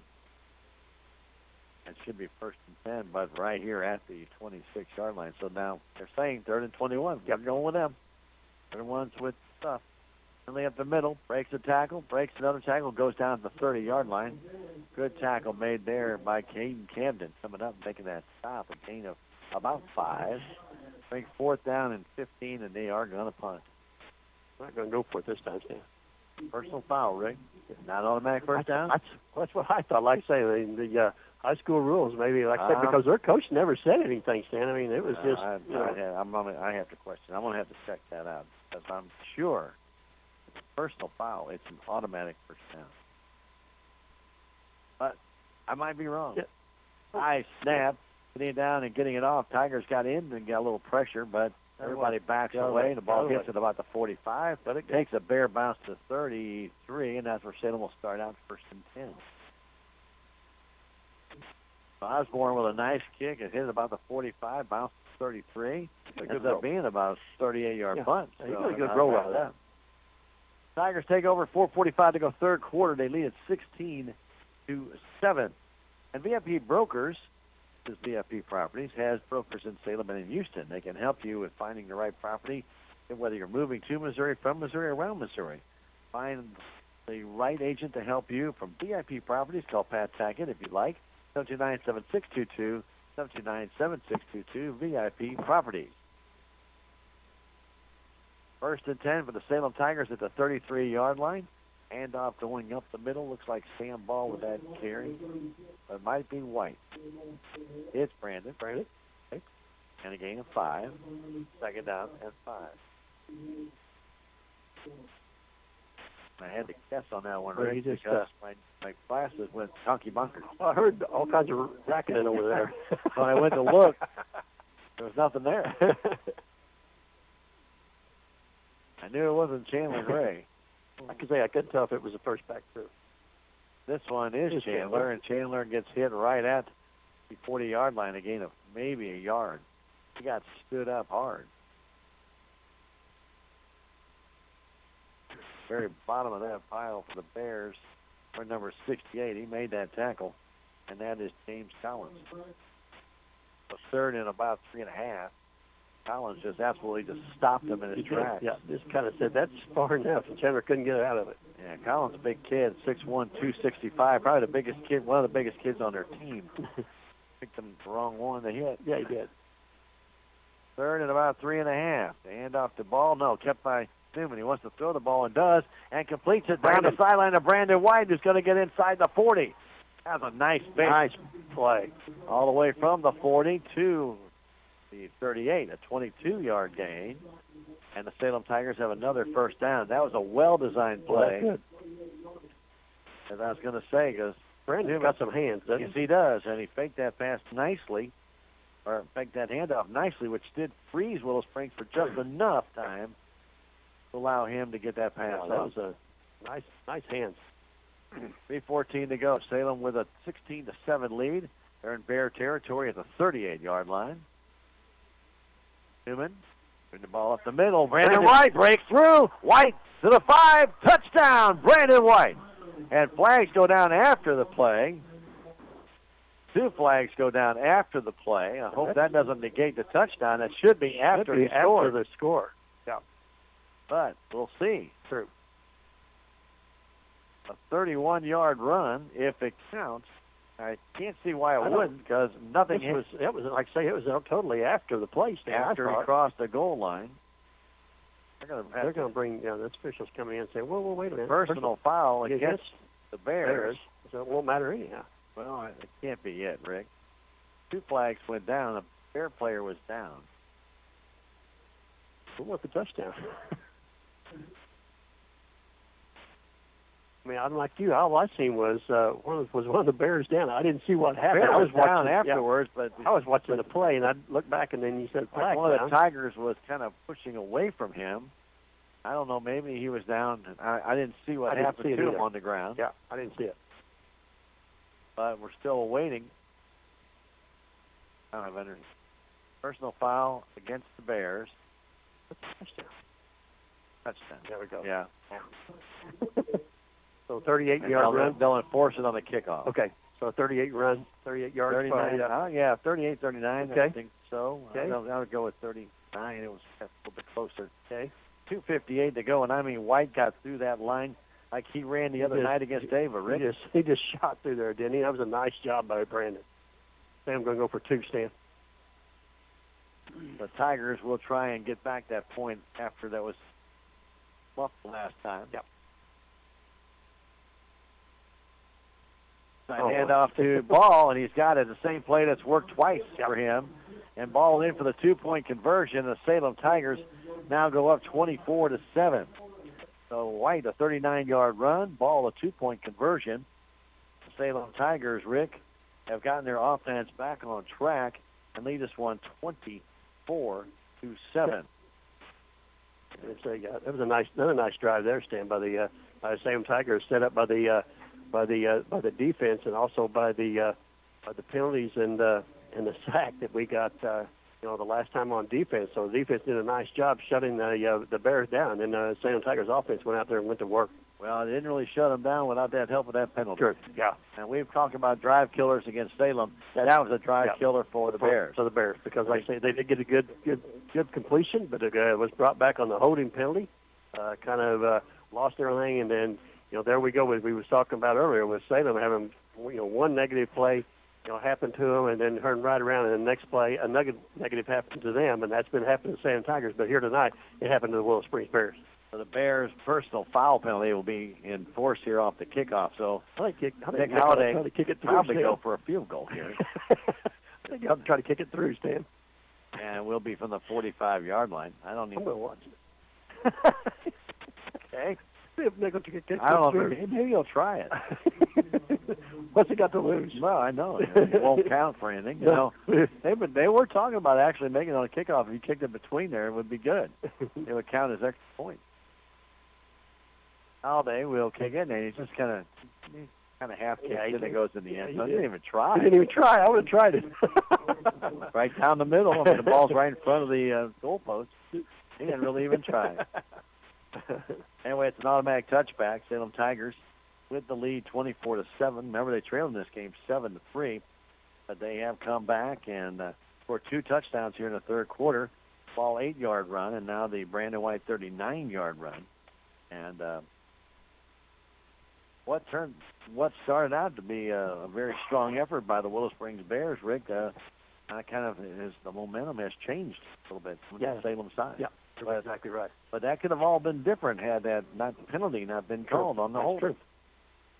And they're flipping it back outside to Garrison. He is reamed out of the 16-yard line, taken down by Sam Ball. Wow. Ooh, he maybe hurt, Stan. Ooh. Ooh, boy, did he get clocked. Yeah. Wow. I'm sorry, that was number 43. I'm sorry, I think I said Garrison, but number 43, Chase Jones. And he's going to come out. Yeah, he got hit at the chest. I mean, Sam Ball absolutely did not lead with the helmet. No, he didn't. Led with the shoulder. No, There's no penalty there. But boy, he absolutely cleaned his clock. In motion, Baker. Back to throw, Henley. Got time. And now it's going to try and run up the middle. Now flips it out, sending it for Hyatt, and Hyatt will take it out of bounds at the 31-yard line, enough for a first down. And is there a penalty flag down? I don't think so. No, I don't think so, Stan. No, the official was talking to the Bears back right. then. I thought, well, maybe something happened. I mean, a gain of 15 and a first down for the Bears. Spot the ball down to 31 with 2 minutes to go in this third quarter. Salem with a couple of touchdowns here in the second half, lead at 24-7. Long way to go in this one, though. We know that Triton Henley can make things happen. He is back. Hands that ball off to Ian up the middle, and not going to get much there. Maybe back to the line of scrimmage. I don't think there's any gain there, really. Second down and 10. Don't forget, Salem will be at Mountain Grove next week. On the Panthers. We will be there. And we'll be there. Yeah. Go down there and carrying the gang. I'll be at Mountain Grove. If you get a chance, you want to come down, watch the Tigers and the Panthers battle. Can't make it, though, we'll have it on KSMO Radio. And online at KSMORadio.com. 3 receivers to the right, 2 to the left. Back to throw, Henley getting pressure. And fires it incomplete, almost picked off by Sam Ball. That's Sam right there. He's trying to throw it low and maybe at the feet of Ian, and Ball almost picked that ball off. He got that ball up a little bit higher. Sam would have had that one. He dove for it and just could not get the arms underneath it. A good pressure made by the Salem Tigers. Brandon White got back there. I think he's pumped. Yeah. Let me go. Trying to be a wrecking machine out there. Yeah, yes. Tell you what. Good job by him. Time is running out here on their play clock. Down to 5 seconds. Finally, not a lot of time to call this one. Goes back to throw. No pressure right now with a minute to go in the third quarter. Rolls to his right, looking deep. Wants to fire it deep, and his throw is knocked around and almost intercepted. The ball went off one hand of the receiver, hit Caden Camden, bounced up, and Boone Schrader almost had the interception. He almost got that. That was a really weird bouncing around. Yeah, that one looked like a pinball out there. Rick, and went off the hand of the Willow Springs Bears player, Trudgington, then hit Caden Camden, then bounced up. And then Boone Schrader had a chance for the interception. Then the ball actually fell back on the back of Hampton while it's on the ground. But it did hit the ground. It was ground, yeah. So Osborne in for the punt on 4th down and 10. Nab is back. A little bit of pressure. High kick. Newman has time to return it, and backs away. Look at it, yeah. As 2 Bears had closed in on him. Garrison, one of them, and Baker, the other. That was Chandler Gray back there, Stan. Well, it was Chandler Gray. Yeah, it was. What is he doing back there? I don't know, but he was back there. When you said that, I just turned around and looked, and there was number 12. Well, Chandler Gray. Normally we see Tristan. I didn't even pay attention to it, Rick. We always have Tristan back there, so Chandler elected to let the ball fall. 47 seconds to go. Ball to Salem Tiger, 28-yard line. 1st and 10. Tigers with 2 touchdowns in this second half. And they have done a good job with holding the Bears at bay. Defense have done a good job. Balance line to the left side. They hand that ball off and going a little, not far, maybe a couple of yards there. It's going to be your big fullback, Brandon White. Okay. You gave him about 3, Stan? Him 2, Rick. Okay. Yeah, maybe. Yeah, now they've actually spot him at the 30. I thought he kept moving. Okay, well, I thought they were going inside the 30, but they actually put him on the other side of the 30. Yeah. Off checks in. for Boone Schrader. Inbalance line to the left side. Handoff again up the middle. The big fullback will go at it again. And Brandon White will get up to near the 35-yard line. He's going to start getting a steady diet. 6 seconds left to go in the third quarter, and that's going to be the final play. We have played 3 here at Plaster Field in Willow Springs. Salem Tigers lead the Bears 24-7. We'll come back in 1 minute. This is Tiger Football on KSMO and online at ksmoradio.com.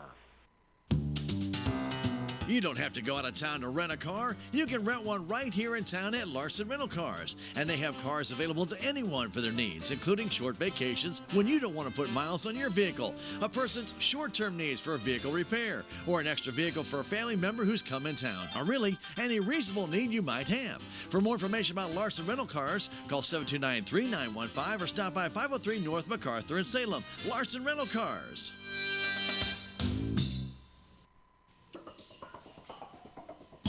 Tax season is still a while away, but it's never too early to start tax planning and tax consultation. Let Jackie or Beth at Taxmasters help you start preparing for the upcoming tax year.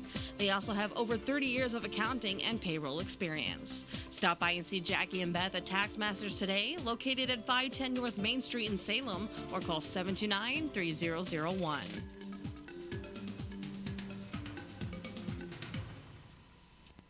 And massage therapy can help you heal your body the natural way when you have pain or stress. Want to find out more information about doing that to your body, getting it healed up really nicely, get to Dr. Emmett Reary or call Garrett at 729-2828. They can take care of you. Toby Garrett, massage therapist, 216 West 3rd Street, Salem, Missouri, chiropractic and massage therapy. Hand off to the right side, and running about 3 yards was Chandler Gray. He got the first down, Sam. He got about 4 yards. Okay. Almost. Oh, let's see where to spot him. Okay. I'd say 4 yards on the go first for it? down. Yeah. Okay. For Salem, that's their 8th first down this game, and they and Willow Springs are now tied with first downs. The scoreboard's not tied no more, huh? No. Salem is up 24-7. Right, in the bone. Newman hands that ball up the middle to Brandon White, and White just keeps on trucking. Big Brandon. On their 5-yard gain, Ricky. I'm telling you what, we saw this last week against the Ava Bears, and we ran it twice? We only had 2 runs. Oh, 2 or 3 runs. I was going to say, I didn't know if it was 2 or 3, but he ran it. But in the second half, he had 2 big runs, and both of them, he had hit that line of scrimmage like a locomotive. Yeah. And now it's 2nd and 5. And this is, you get this out of your fullback, you change your whole plan right here. Do it again. Brandon White up the middle. Big hole. He breaks through. White to the 30, to the 20, and he's taken down to the 16-yard line. And a flag is down, though, Rick. Okay. Flags are down, back right at the line of scrimmage. That's a heck of a run by Brandon White. Personal foul against Salem? Yeah. Fouled against the Salem Tigers, and one of the Bears who tackled Brandon White is down. Brandon's kind of winded down there, looks like too, Stan. Like Garrison down there, and well, he just sprinted a nice 40-yard sprint, Rick. He'd be winded too. But Garrison. No, Stan. I wouldn't have got 40 yards. Yeah, well, I wouldn't either. But if you did get 40 yards, you'd be winded too. But yeah, that was a nice.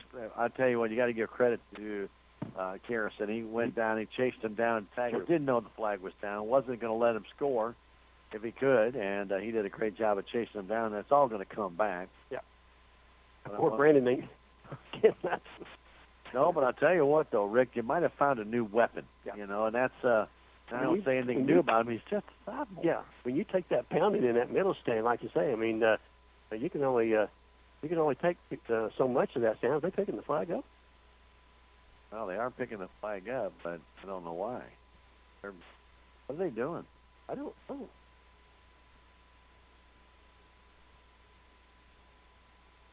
Talking to the Willow Springs coach. They picked up both flags. Picked up both flags. And they're going to move the markers down. They're going to put them down. Okay. Well, we need to figure that out, Rick. He called personal foul against Salem. Here he goes. They're going to wave off the flag. He's going to wave off a personal foul. Here we go. Personal foul. Oh, against Willow Springs. Oh, he pointed the wrong way. Yeah, well, that's okay. That makes a difference. Okay, so now we're going to get so the run. it's down to the 16-yard line. So from the 44, Stan? We're at the 44? Yeah, 40. Yeah, We 44, get 45. To All right, so let's see. Let's go back to 45. We got 6 yards down, and then we got 34 more. We got 40-yard carry. 40-yard carry. Gotcha. And a first down. Yeah. Well, we said it wasn't going to count. We lied. We died. But they gave us the wrong signal. Yeah, you did. They said personal foul against Salem, and actually it was against the Bears. Yeah. Helmet-to-helmet contact. Okay. So that puts Brandon over 100 yards for the night, Stan. And they added halfway to the goal line, Okay. Rick, for another 8 yards. Okay. It'll be what, first and 10, or actually first and goal from First the 7. and goal from, but like closer to about the 8. I mean, like 7.5. Okay. Because he was down to 16. Okay. So I want to say he's at the 8. Aiden Camden in the backfield, and Sam Ball is your fullback right now, I guess. And then needs a little break. So get him to Sam. Sam up the middle gets a couple of yards. We know he said Brandon White. I know it's not. Yeah, Sam that Ball. was Sam. Yeah. He didn't know that Caden Camden had checked He didn't out. know that. Yeah, he didn't know he had to get checked out. It'll be a gain of 2 yards, 2? maybe 3. Yeah, let's give him 2. Second down, goal from the 6. 10:23 to go, fourth quarter. Clock is moving down. Boone Schrader wide to the right side. Same formation with Gray, Ball, and Caden Camden. Give it to Caden. Caden inside, goes in for the touchdown. Caden Camden on a little reverse.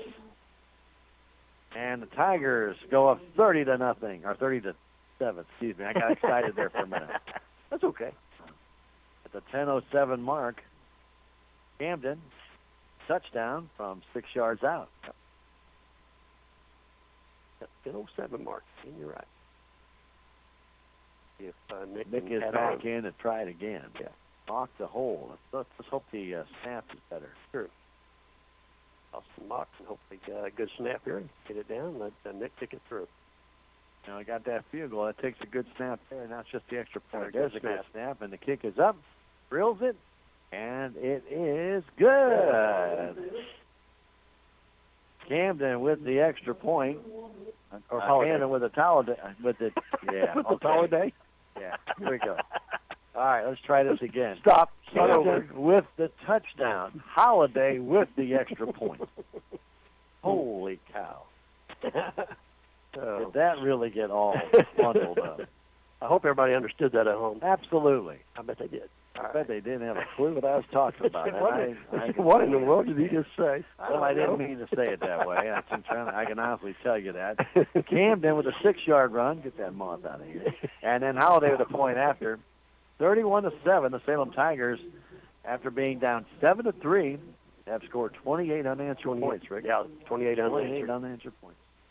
Wow. And they have played a very good second half here. Now, did get that one break with the penalty, and then they forced the Bears back. But, after that 10-yard penalty, Rick, which ended up being a 20-yard penalty, then they actually put Henley down back at about the 3-yard line, and they gave him, actually a better spot. But anyway, hey, Mowbray Excavating and Dump Truck Service can handle your white rock, trap rock, topsoil, creek gravel, or fill dirt needs. Hey, Bobcat work done, landscaping, roads made, demolishments done. They can do it. Free estimate, call 247-2788, 247-2788. And they do accept your credit cards. That is Mowbray Excavating and Dump Truck Service. They are insured, and again, they do accept credit cards. That kick, the Willow Springs Bears, how they kicked it off, and they let it bounce into the end zone. Just let it go. And it barely got in the end zone. If that ball is not, well, if it it's stayed a on the live one. ball. Could have stayed on the one. Or a live, but they weren't even going after the ball, Sure. Rick. Salem, if they was like, could have I don't want that. Well, I don't get it. Why not get the ball and try and return Go it? was, yeah. I mean, what do you got to lose, like you say, Sam? I mean, you're down 31-7. Willow Springs. You would have thought that he would have tried to make a play. Yeah. Well, the ball comes out to the 20. I guess they didn't think he'd get back to the 20. Henley deep, along with Hyatt, and keeps it himself up the middle. Gets away from one tackler and then dives forward. Ball almost came out. It almost did. For a gain of 4 yards. Smith with a tackle for Salem. Jordan Schultz right there helping out a little bit. Yeah.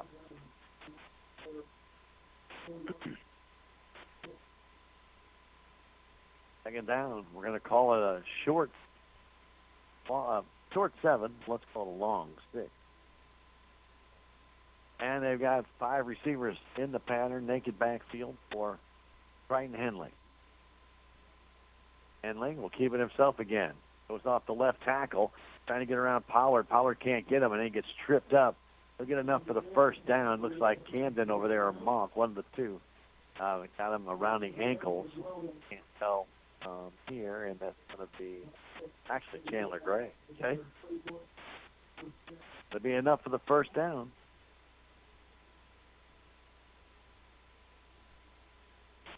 Nine first downs for each team. Remember at halftime, Willow Springs actually had the edge in yardage on Salem, 129 to 126. I can guarantee you that's not the case here in the second half. Henley back to throw. Fires it deep down the sideline, and it is incomplete. Tried to get over the head of Boone Schrader and into the hands of his would-be attempted receiver, number 43, Chase Jones. Unfortunately, it was over Boone's head, but it was too short of Chase Jones. That's a big kid. He is a big. He didn't look like it until, like I said, you just seen him right there. 5'11" and 205, and they've got him running some pretty deep patterns. Yeah, they did. 8:58 to go in the fourth quarter. Salem up 31-7. Scored 3 touchdowns here in the second half to break open the 10-7 game at halftime. Henley again back to throw, and he's got a safety valve. He's going to run it up the left side. There's nobody out there. Gets by Pollard, and Sam Ball is there, and he decided to run out of bounds. I don't know why. Yeah. Gain of 15, the first down. I didn't want to take on Sam Ball, Rick. I think he might have seen a while ago what Sam did. I don't blame you for stepping out with Sam coming at me. You know, Rick, not 1 second went off the clock. Is that a home field advantage? Okay. Well, he stepped out of bounds. But no time came off the clock from the play before. First and 10. Still 8:50 to go in this fourth quarter. And off to Ian. Ian, a nice cut back inside, and he gets hammered. Pollard got him. Camden got him. And at the bottom of that pile for the Salem Tigers, I can see who that is. I think it was number 27, Tristan Newman. Okay. Gain of 3. Now the clock's running again. Nice of them. Yeah. Let's go ahead and run it. How the year works. More than 8 minutes to go in the game. Yeah. Actually, hear the compressor on. I did hear the compressor kick on. Yeah, the air conditioner here in our room does not work, and then now all of a sudden it decides it wants to. Hand off again to Ian up the middle, and tell you what, I'm surprised we didn't get a penalty called. That Henley got hit. Yeah, he did. In the backfield. He hit it right there, yeah. And Ian gets no gain. Official was right there. I don't know. He may have embellished it a little bit. Yeah, and we used to see that a lot by the other teams, opposing teams against Salem, and when they, when we're running the bone, that every time the ball was handed off, our quarterback would absolutely get creamed. Yeah, and nothing happened. Yeah, part of the play, right? Yeah, true. 3rd and 7. This is a big play for Willow Springs if they have any hopes of getting back in. Henley fires it down the field, and is tipped and knocked away nicely by Newman. Yep. Intended for Jones, and Newman just got his hand in front of it and knocked that ball down. I think they're going to go for it on 4th down here, Rick. Yeah. They're going to do it in the first quarter, Stan. You might as well do it in the fourth quarter, huh? Well, yeah, but then they had the ball in Salem territory, and they punted one time. I couldn't get that one.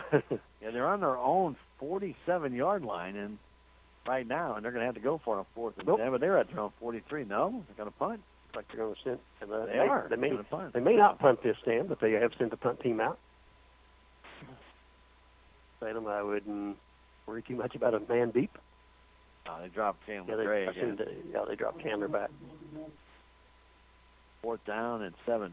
Clock stopped at 7:26, and Salem gets in and blocks the punt. Blocked it. They blocked the punt. Is that Connell that got in there, Rick? It is. Connell blocked the punt. Connell block it. And the ball comes down to the 40-yard line. That's where Salem will have it. 1st and 10. Looks like he may have come in untouched, Stan. He got there in a hurry, didn't he? Wow. He could almost tackled him before he ever kicked it. He got in there, and the punter took a long time. So Connell got in there. He didn't really use his hands to block it. He kind of used his body to He block was already it. past the ball, I think. So blocked punt. We haven't seen that in a while. So the Tigers take over the 40-yard line. Brandon's back. And, well, yeah, he's got some breath back again. Do they use him? Nope. Newman's going to keep it himself and breaks the tackle. Still on his feet to the 35-yard line. It'll be, claim 36 is where they'll spot him down. Gain of 4. It'll be 2nd and 6. 7:09 to go, fourth quarter. Salem Tigers trying to kind of seal this one, Rick. Yeah. Kind of put a drive here, Stan, and kind of put this thing up. So bad. 24-point lead for Salem right now, but still another touchdown puts it out of reach. Good drive. Hang on to the ball. There you go. Take the clock down. Make it inbounds line to the right for the Salem Tigers. Newman gives it off to that big fullback, and that big fullback gains about 4 more. Brandon White is doing a great job tonight for the Salem Tigers. Yes. Rick, is he the leading rusher? You bet.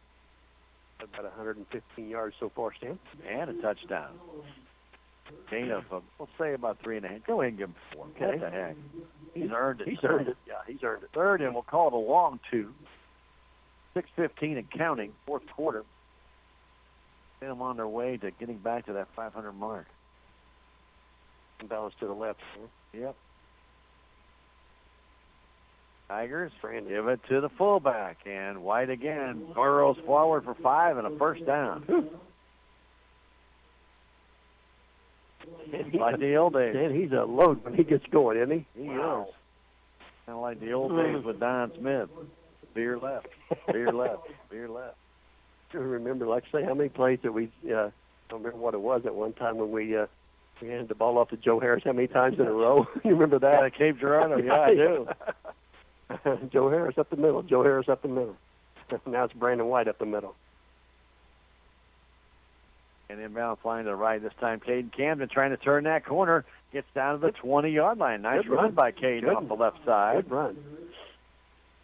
That's a gain of about 6. Bring up 2nd down and 4. Run. Need to get to the 11-yard line for a first down with 5:30 and counting. Good. Camden in for Sam Ball on that run. Yeah. We got to give Sam a break, Sam. Well, why not? Yeah. Been out there most of the night, both sides of the ball. If he ever come off the field, yeah. Inbound flying to the right side. Again, they give it up the middle to Brandon White, and White will inch forward very close to that first down. I think he's just shy. Okay. Oh, yeah. And it came to Cape Girardeau on that last drive. It was just Joe Harris, 4 yards each carry, Rick. It was. Every carry, same thing. Pound, huh? And we got the, and then of course, then they let him score from the 12-yard line, so there would be time left on the clock. They actually just let him score. Let him go. We can't stop him. Can't stop him. Bringing back some old memories. Yeah, we are. Third down and short. They give it to White. White again up the middle, and he will get the first down to the 14-yard line. Gain of about 3.5. Give it to Brandon the rest of the game. 4:30 to go. Just let him finish it. Yeah. Gain of 4 and another first down for the Salem Tigers. Yeah. 4:30 and counting here to go in the fourth quarter with Salem up 31-7. The Tigers now have 11 first downs in this game, Rick, and have finally more than the Willow Springs Bears. Yeah, finally. Nice job in the second half here, Stan. Yes, they have done a very good job. They have. Offense and defense both. Newman, want to lay any wagers? This time Nope, gets it going to Chandler Chandler. Gray. Gray turns the corner, still on his feet. Chandler in for the touchdown. Kind of got nicked around a little bit, but he was able to stay on his feet. The 13-yard run to make it 37-7. Yeah. 4:07 to go. A little pinball in there, Stan. Kind of bounced off 2 or 3 guys and into the end zone. A 13-yard run by Gray. I think he'll come in and try and tack one on. Get one more player out there, Stan. Here he comes. There we go. We'll have 15 seconds on the play clock. And mock to hold. Calladay ready. Snap's a good one. Oops, snap. The put down was not very good, but they got this kickoff. It looks like it's good, and it is. And another flag goes down late. Flag late, Rick. Really late. Yeah, way after the extra point was good. Way after. Whatever was said or something happened after that, Stanley. Waving it off, Stan. No flag. No flag. No flag. 38-7, the Salem Tigers lead it. So, yeah, I don't know what was said or done, Rick, but maybe he thought he seen something there, Stan, but maybe I didn't. Well, maybe he talked about it and said, you know what, just let it go. Let it go. We'll, yeah. So Nick Holliday with a point after a 13-yard run by Chandler Gray. The Salem Tigers have a 38-7 lead. Rick, the offense finally woke up. Finally, it took a while.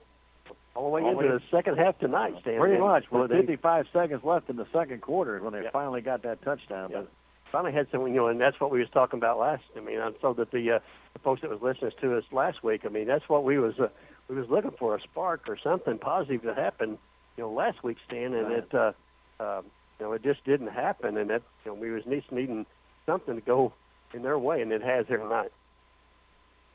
Brandon White has sure had a nice night on for the Salem Tigers, and 127 yards. That's a nice night.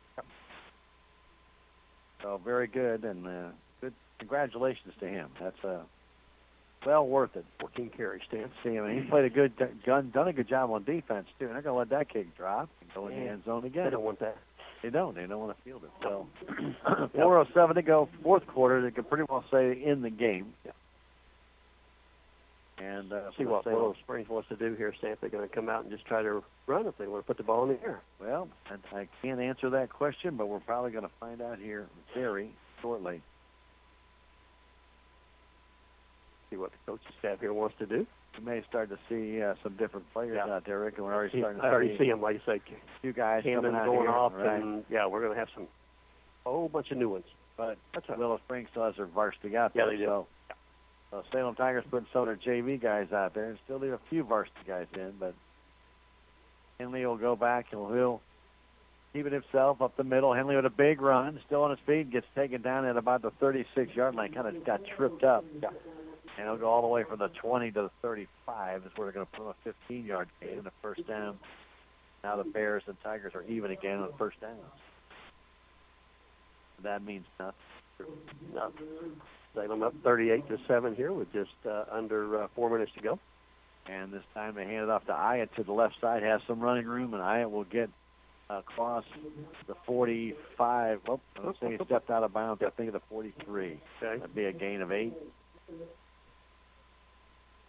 Well, they pushed him out, and the clock stops to go out of bounds. The Salem Tigers, the Willow Springs Bears matching up. Salem will be at Mountain Grove next week.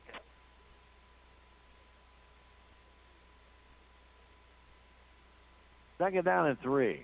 3:48 to go. Henley back to throw again. Fires it out, and the ball is caught there by Jones. Jones across the 50 and be taken down at about the 47-yard line, and that'll be a gain right around 10 yards. Okay? Taken down by the Tiger player, 41, Devin Atchison, a freshman out there. So we got a lot of different guys out there. Pretty much all the varsity players are out of the lineup, except for Terrence Southworth is in there. There's a couple guys on the line I think are still in there. But a lot of the backfield guys are JV players at the moment. 1st and 10. And that ball off to Ayatt, trying to turn that corner, cuts back inside. Still on his feet, back to the outside as the first down and more down the sideline. Still on his feet, inside the 25. And it'll get down to about the 24-yard line. And that will be a gain of almost 20 yards. Actually, 24 yards. Okay. And a first down.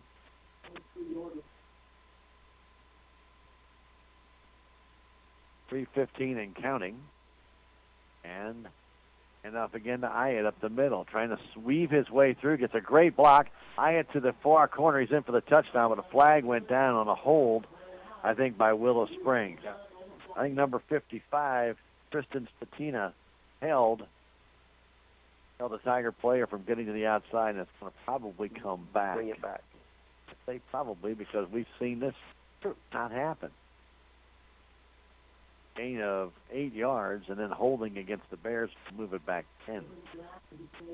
So a gain of 8 and a loss of 10. And the Bears 43 yards of penalties right now, Rick. Yeah. So it brings the ball back on the 25-yard line stand.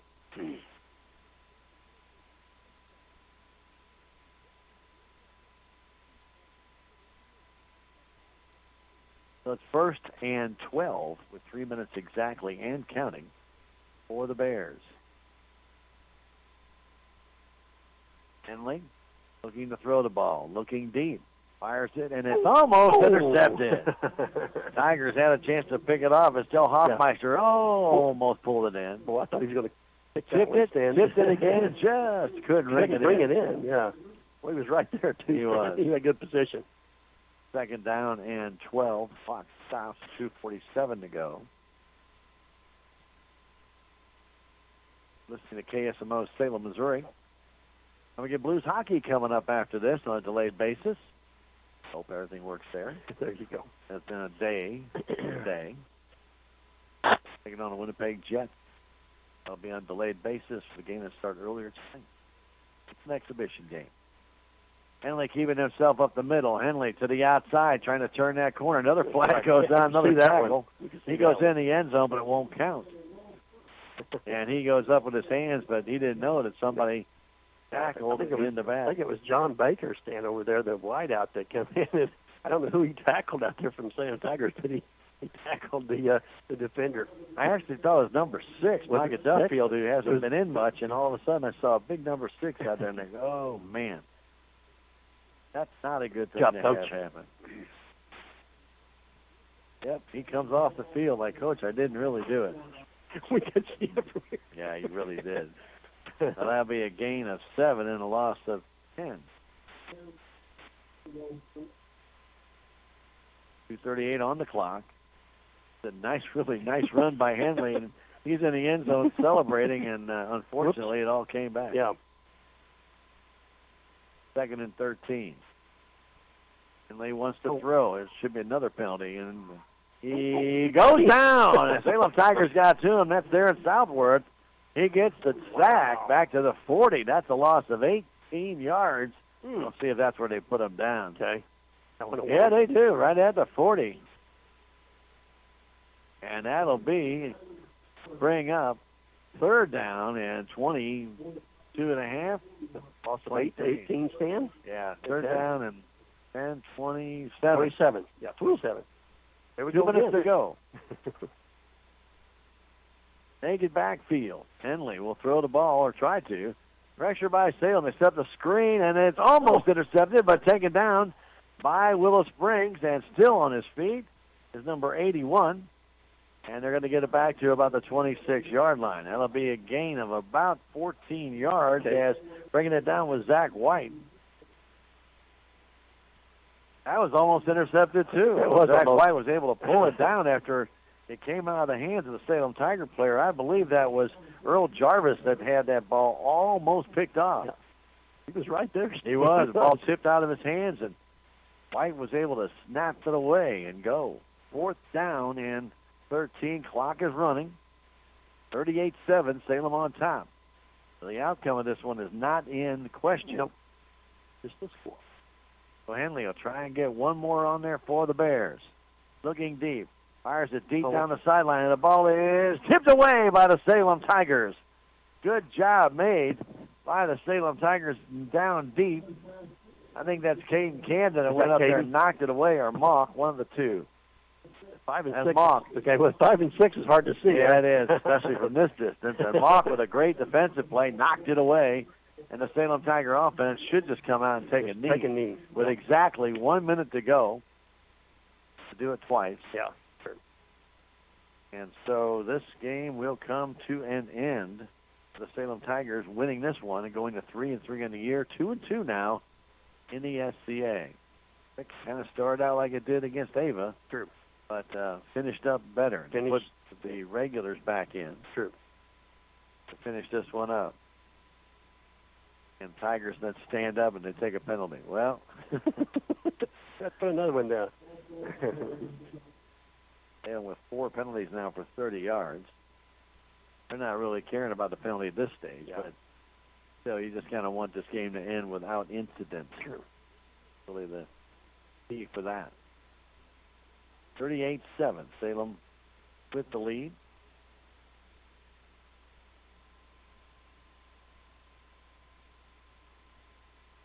And they'll line up. Expect to take a knee, and they do. Okay.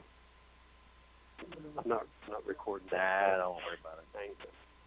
I don't blame you. The Salem Tigers have to do it one more time. And then this game will come to an end.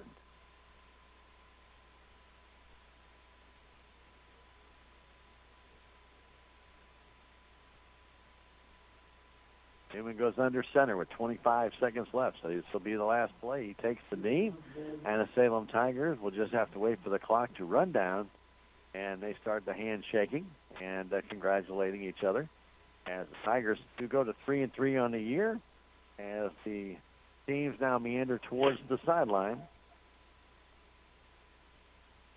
as this game will come to an end. So the Salem Tigers go to 3-3 on the year as they defeat the Willow Springs Bears by a final score of 38-7.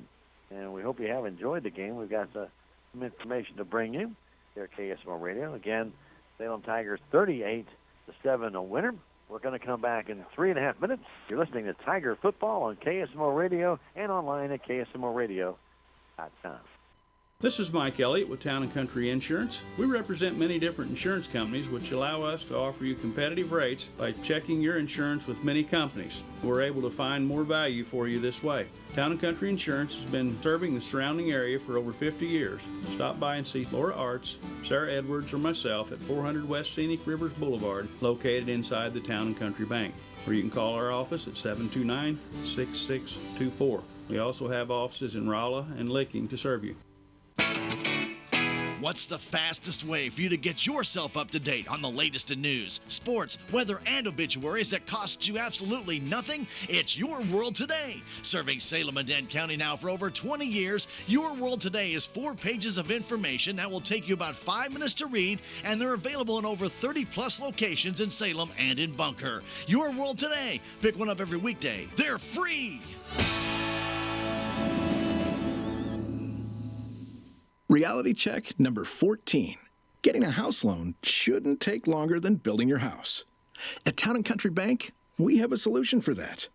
We know you're anxious to start building your dream home, so we make loans quick and easy. We don't have to send off to some big city for a decision. Your decision is made here, and your loan stays here. Town & Country Bank. Smart, friendly solutions. Member FDIC, Equal Housing Lender. Did you know there's a community health center in Rolla that offers medical, dental, and behavioral health? Your community health center is focused on you. We offer high-quality, patient-centered care to everyone in our community. From dental clinics to back-to-school physicals, your community health center is here for your family. To schedule your next appointment, call 573-426-6718 for the dental clinic and 573-426-4455 for medical. Building your community, your health. Do you need service or parts for your vehicle? Fairground Auto Plaza in Rolla has GM trained technicians to work on your vehicle, and they also carry high-quality GM parts. Fairground Auto Plaza has a state-of-the-art service department featuring the latest in diagnostic equipment and highly trained technicians that can keep your vehicle running the way it should. Fairground Auto Plaza is ready to take care of your car, truck, or SUV. No matter what type of service your vehicle needs, stop by Fairground Auto Plaza in Rolla today, where Chevy finds new roads.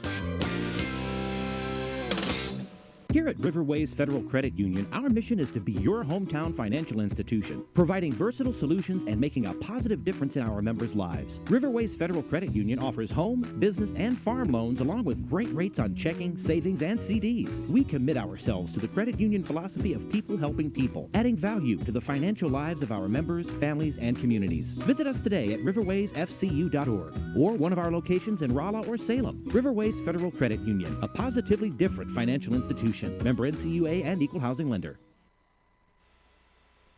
Welcome back to Plaster Field. Stan Stevens and Rick Hoy with you. The Salem Tigers win this one, going away 38-7. And the Tigers, I'll tell you what, struggled early on and then seemed to break out of their shell as they outscored the Bears in the second half 28-0. And really dominated the second half. Blocked punt in there for the Salem Tigers. And a lot of key penalties against Willow Springs Bears really changed that second half around. Oh, you're right, Stan. And that, I got to hand it to the Salem Tigers because they didn't have a lot of punch in that that first half, and we finally got the big play, and then with the pass completion and toward the end of that first half, Stan, that kind of opened up our the Salem offense, and they played real well in the second half along with the defense, Stan. When you start talking about getting to play a little bit more consistent, finding a rhythm. I think the Salem Tigers, it didn't happen in the first half, though they did have a 10-7 lead, and basically all that came on one play, that 49-yard pass, not 50, but 49 from Newman to Schrader, and then the point after made it 10-7 at halftime. I'll tell you, Rick, that second half kickoff, starting for the Tigers, down around the 25, 27-yard line, somewhere in there, Tigers just kind of came out and took it over from there. Yeah, right, Stan. They totally dominated the second half, running the ball. They whatever was said in the locker room, but whatever it was, it worked, Stan, because the Salem Tigers come out and they totally dominated the second half, and they they did whatever they wanted to do on offense. Plus the defense stepped up, Stan. I thought and played real well here in the second half. Tigers winning 38-7. Rick, how about some stats for the Willow Springs Bears? Yeah, first? We'll start off, Stan, with Triton Henley had 17 carries for 60 yards. Bailey Iat Stan had 15 carries for 58 yards. Chase Garrison had 5 carries for 12 yards. And Chase Jones had 1 carry for -3 yards. So they ended up with 127 yards rushing. 127 yards rushing, and how about that passing game for Willow Springs? Yeah, it wasn't as successful in the second half as it was the first half, Stan. As he ended up, Mr. Henley ended up tonight, but he was 10 for 26 for 109 yards, so they ended up with 236 yards of total offense tonight. And 1 touchdown. And 1 touchdown, yes. Okay, very good. First downs, as we reported earlier, Willow Springs Bears had 12 in the game. They were penalized 5 times for 53 yards, and they did not fumble or throw an interception. No, they did not. And let's take a look at that Salem Tigers statistical recap. Yeah, you bet. Like I say, let's go with the leading carry tonight, Stan, and I got to hand it to him. And he gets my game ball tonight, Stan. Is number 36, Brandon White. And he earned your game ball. Yes, because he totally turned it on in the second half, and they could not stop him. He ended up with 14 carries for 127 yards. Chandler Gray was second. He had 6 carries for 57 yards. Sam Ball had 8 carries for 38 yards. Kristen Newman had 10 carries for 21 yards. And Caden Camden had 2 carries for 12 yards, so Salem ended up with 255 yards rushing on the night. Yeah, very good. And 11 first downs, 30 yards in penalties on 4 penalties, and the passing game, right? Yeah, Mr. Newman put the ball up 3 times, Sam, completed all 3 passes. The 3 different guys. The 3 different ones. Boone Schrader caught a 49-yard touchdown pass, Stan, and it was a nice play out here also by Brendan Smith that caught a 22-yard pass, and so did Brandon White. Made a nice play and come down the sideline, stand for 22 yards. So they ended up with he was 3 for 3 for 93 yards in the air on the night. And so the total yardage rushing, Ricky? The total yardage of rushing was 255, Stan, and he put it up, like you say, for 93 yards. So we ended up with 348 total yards on offense tonight. Wow. Yeah, 48 total yards. Well, yeah, it's good. That's better than 130. Exactly. You're exactly right, Stan. All right. When we come back, we'll start wrapping it up here and give you the scoring in this contest. The Salem wins at 38-7. We'll come back in 3 minutes. This is Tiger Football on KSMO and online at KSMOradio.com. This is Craig Tatum from SMDH Family Medicine. Just a reminder that all students taking part in any athletic program must have a sports physical before they can participate. SMDH Family Medicine is offering free physicals October 1st through the 5th. SMDH Family Medicine is open for physicals from 8 to 5 Monday through Friday. Please call 729-8000 to make an appointment. Salem Memorial District Hospital. Every patient, every encounter, every time. The fall savings are going on now at Napa Auto Parts Store in Salem, where you'll find Pennzoil conventional motor oil for $17.99 for a 5-quart jug. Shell Rotella T4 HD diesel engine oil, $15.40 for $14.99 for the gallon size. A 2-ton jack stand for $19.99 and a 2-ton floor jack for $29.99. Stop by Napa Auto Parts Store in Salem today. It's tailgate time, so come into Country Mart in Salem today and pick up all your tailgate supplies that you will need, like lunch meats, condiments, beverages, paper plates, cups, plastic utensils, paper towels, or how about Glenn's Smokehouse ribs, pork steaks, or even fried chicken. Plus, don't forget to check them out online at www.tcmarkets.com. Country Mart, Highway 3272 East in Salem. Stop by and see them today.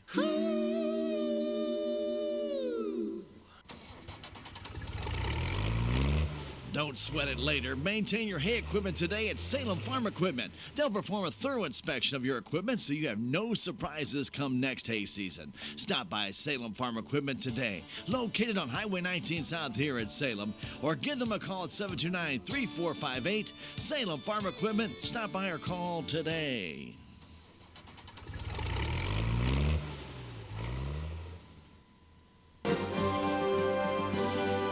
At the Bank of Salem, keeping your accounts safe and secure is our highest priority. We're adding text fraud alerts as part of our debit card protection program. If Shazam, our debit card processor, suspects fraudulent activity on your debit card, you may be alerted via text message or phone call. Ask a Bank of Salem employee today. Remember, we will never request card or account information via text, phone, or email. The Bank of Salem, putting our customers first since 1883. Member FDIC, Equal Housing Lender. There's a place for do-it-yourselfers with everything for your car or truck. At K&H Auto Supply, get RV and Marine antifreeze, 2 for $8 for the gallon size. Superstart 600 peak amp jump starter for $59.99. And AC Delco 6-ton bottle jack for $24.99. Stop by K&H Auto Supply, your Parts City Auto Parts store, right here in Salem. Parts City. Yeah, Parts City. Parts City. Tiger Plaster Field stands to as the Rick Hoyt Salem Tigers win it 38-7. No scoring in the first quarter, and it was pretty well dominated by the Willow Springs Bears. Tigers did get on the board as they were able to get a nice play on a real nice run by Chandler Gray to set up a Tiger opportunity to score. That was a Nick Holliday 40-yard field goal, and it was good at the 8:57 mark of the second quarter. It stayed that way until the Bears scored the 5:31 mark of the second quarter. This came after a Tiger fumble as Grudgington made a nice pass on the sideline, a 27-yard pass, something like that. Anyway, you don't have to worry about it, something like that. And then after a couple of plays to the 15-yard line, Henley was trying to roll out, had his receivers out and about. It looked like he was going to try and run it into the end zone. And as the Tiger defenders came up on him, he flipped it to Grudgington for a 15-yard touchdown pass, and the Bears led it 7-3. But before the half could come to an end, the Salem Tigers got an opportunity on another big play. This time it was Boone Schrader catching a 49-yard pass from Newman with 55 seconds left to go in the second quarter. He heaved that ball a long way, and somehow Boone, between three defenders, caught it, and then was able to go just basically, kind of like meander into the end zone. Wasn't much to it. Holliday's point after made it 10-7. That's where we were at halftime. The Tigers got the opening kickoff in the second half, came all the way down the field from about, I think, didn't Boone return it to the 48-yard line? About 40. So a 52-yard drive, and that took 3 minutes and 40 seconds. The ball went in from 8 yards out. The point after was no good as the snap was bad. It was 16-7 at that time. The Tigers were able to come right back. They forced the Bears to punt, and this time it was a Brandon White 39-yard bull run, right, between everybody, and then the ball with a 2-point conversion after that made it 24-7, and that was at the end of 3. Early in the fourth quarter, the Tigers got another opportunity again, and this time it was after a blocked punt as Camden went in from 6 yards out. Holliday's point after made it 31-7, and then Gray finally on a 13-yard run near the end of the game. Holiday's point after was good, 38-7 our final score, and Tigers with 11 first downs in this game to the Willow Springs Bears 12, but that means nothing. 38-7 the final score here from Plaster Field. When we come back, we're going to get y'all set up for next week and the final week of softball for Salem. We'll get y'all up to date on that in 3 minutes. You're listening to Tiger Football on KSMO and online at ksmoradio.com. We are Missouri Farm Bureau Insurance, and we're for home sweet home. We're for condos, tutors, single wides, and studios. We're for ranches, houseboats, 2 stories or 20. Red cedar, bluebirds, white squirrels, black walnuts, whatever's out your back door, we're for that. We're for watching the sun rise over the Mississippi and set over the Missouri. We're for kicking off your heels in a high-rise or hanging up your hat in the bootio. And if you have a home in Missouri, we have a policy for you. I'm Willie Strader, your Missouri Farm Bureau insurance agent, and if you're in Dent County, I've got you covered. There's a place for do-it-yourselfers with everything for your car or truck. At K&H Auto Supply, get Krylon Rust Tough Paint for $4.99 each. You can also get the Performance Tool Spray Gun for $69.99 and pick up JB Weld, Quick Weld, and the original, just $6.99 each. Stop by K&H Auto Supply, your Parts City Auto Parts store right here in Salem. Parts City, yeah, Parts City, Parts City. This is Craig Tatum from SMDH Family Medicine. Just a reminder that all students taking part in any athletic program must have a sports physical before they can participate. SMDH Family Medicine is offering free physicals October 1st through the 5th. SMDH Family Medicine is open for physicals from 8 to 5 Monday through Friday. Please call 729-8000 to make an appointment. Salem Memorial District Hospital. Every patient, every encounter, every time. Come and see Country Mart Pharmacy in Salem on Highway 3272 East, where right now with a new or transferred prescription, you could receive a $5 gift card to use on your future shopping trips. Stop by and let the friendly staff at Country Mart Pharmacy in Salem help you today with any questions you might have. Stop by Highway 3272 East or call them at 729-4091 in Salem. Country Mart Pharmacy, here to help you save. What's the fastest way for you to get yourself up to date on the latest in news, sports, weather, and obituaries that cost you absolutely nothing? It's Your World Today. Serving Salem and Dent County now for over 20 years, Your World Today is 4 pages of information that will take you about 5 minutes to read, and they're available in over 30-plus locations in Salem and in Bunker. Your World Today. Pick one up every weekday. They're free. We are Missouri Farm Bureau Insurance, and we're for the Missouri way of life.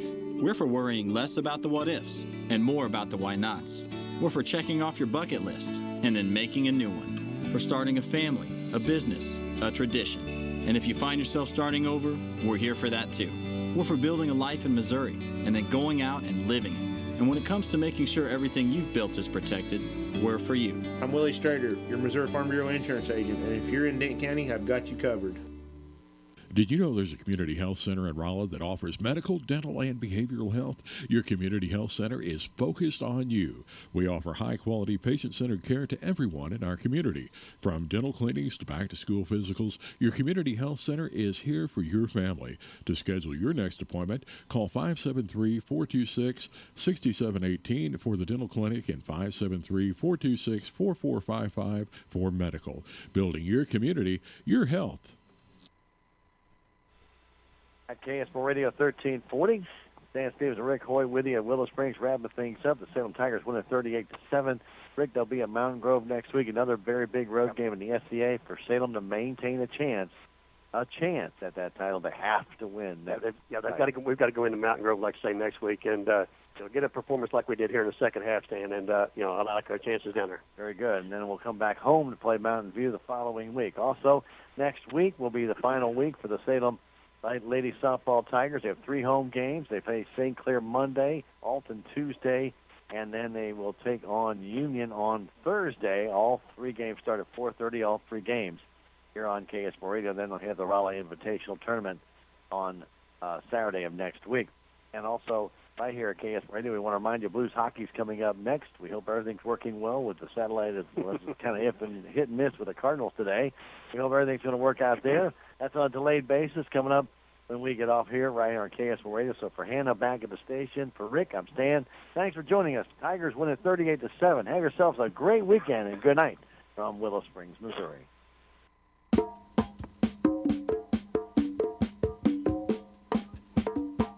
Thanks for joining us for Salem Tiger Sports on KSMO Radio AM 1340 and online at KSMORadio.com. Salem Tiger Sports has been proudly brought to you by Farm Bureau Insurance, K&H Auto Supply, Country Mart, the Bank of Salem, Napa Auto Supply, the Salem Memorial District Hospital, Town and Country Bank, Fairground Auto Plaza, Your Community Health, Riverways Federal Credit Union, Salem Farm Equipment, Knight Auto Care, Progressive Ozark Bank, Edward Jones, Fleming Variety, the City of Salem, Town and Country Insurance, Larson Collision Center and Rental Cars, Tax Masters, Common Grounds Bistro, Farmers Insurance, Looking Glass Salon, Haven Motors, Duncan Family Chiropractic, Whitaker Building Supply, Victor Heating and Cooling, Quick Tan, VIP Real Estate, Rainbow Siding, SBU of Salem,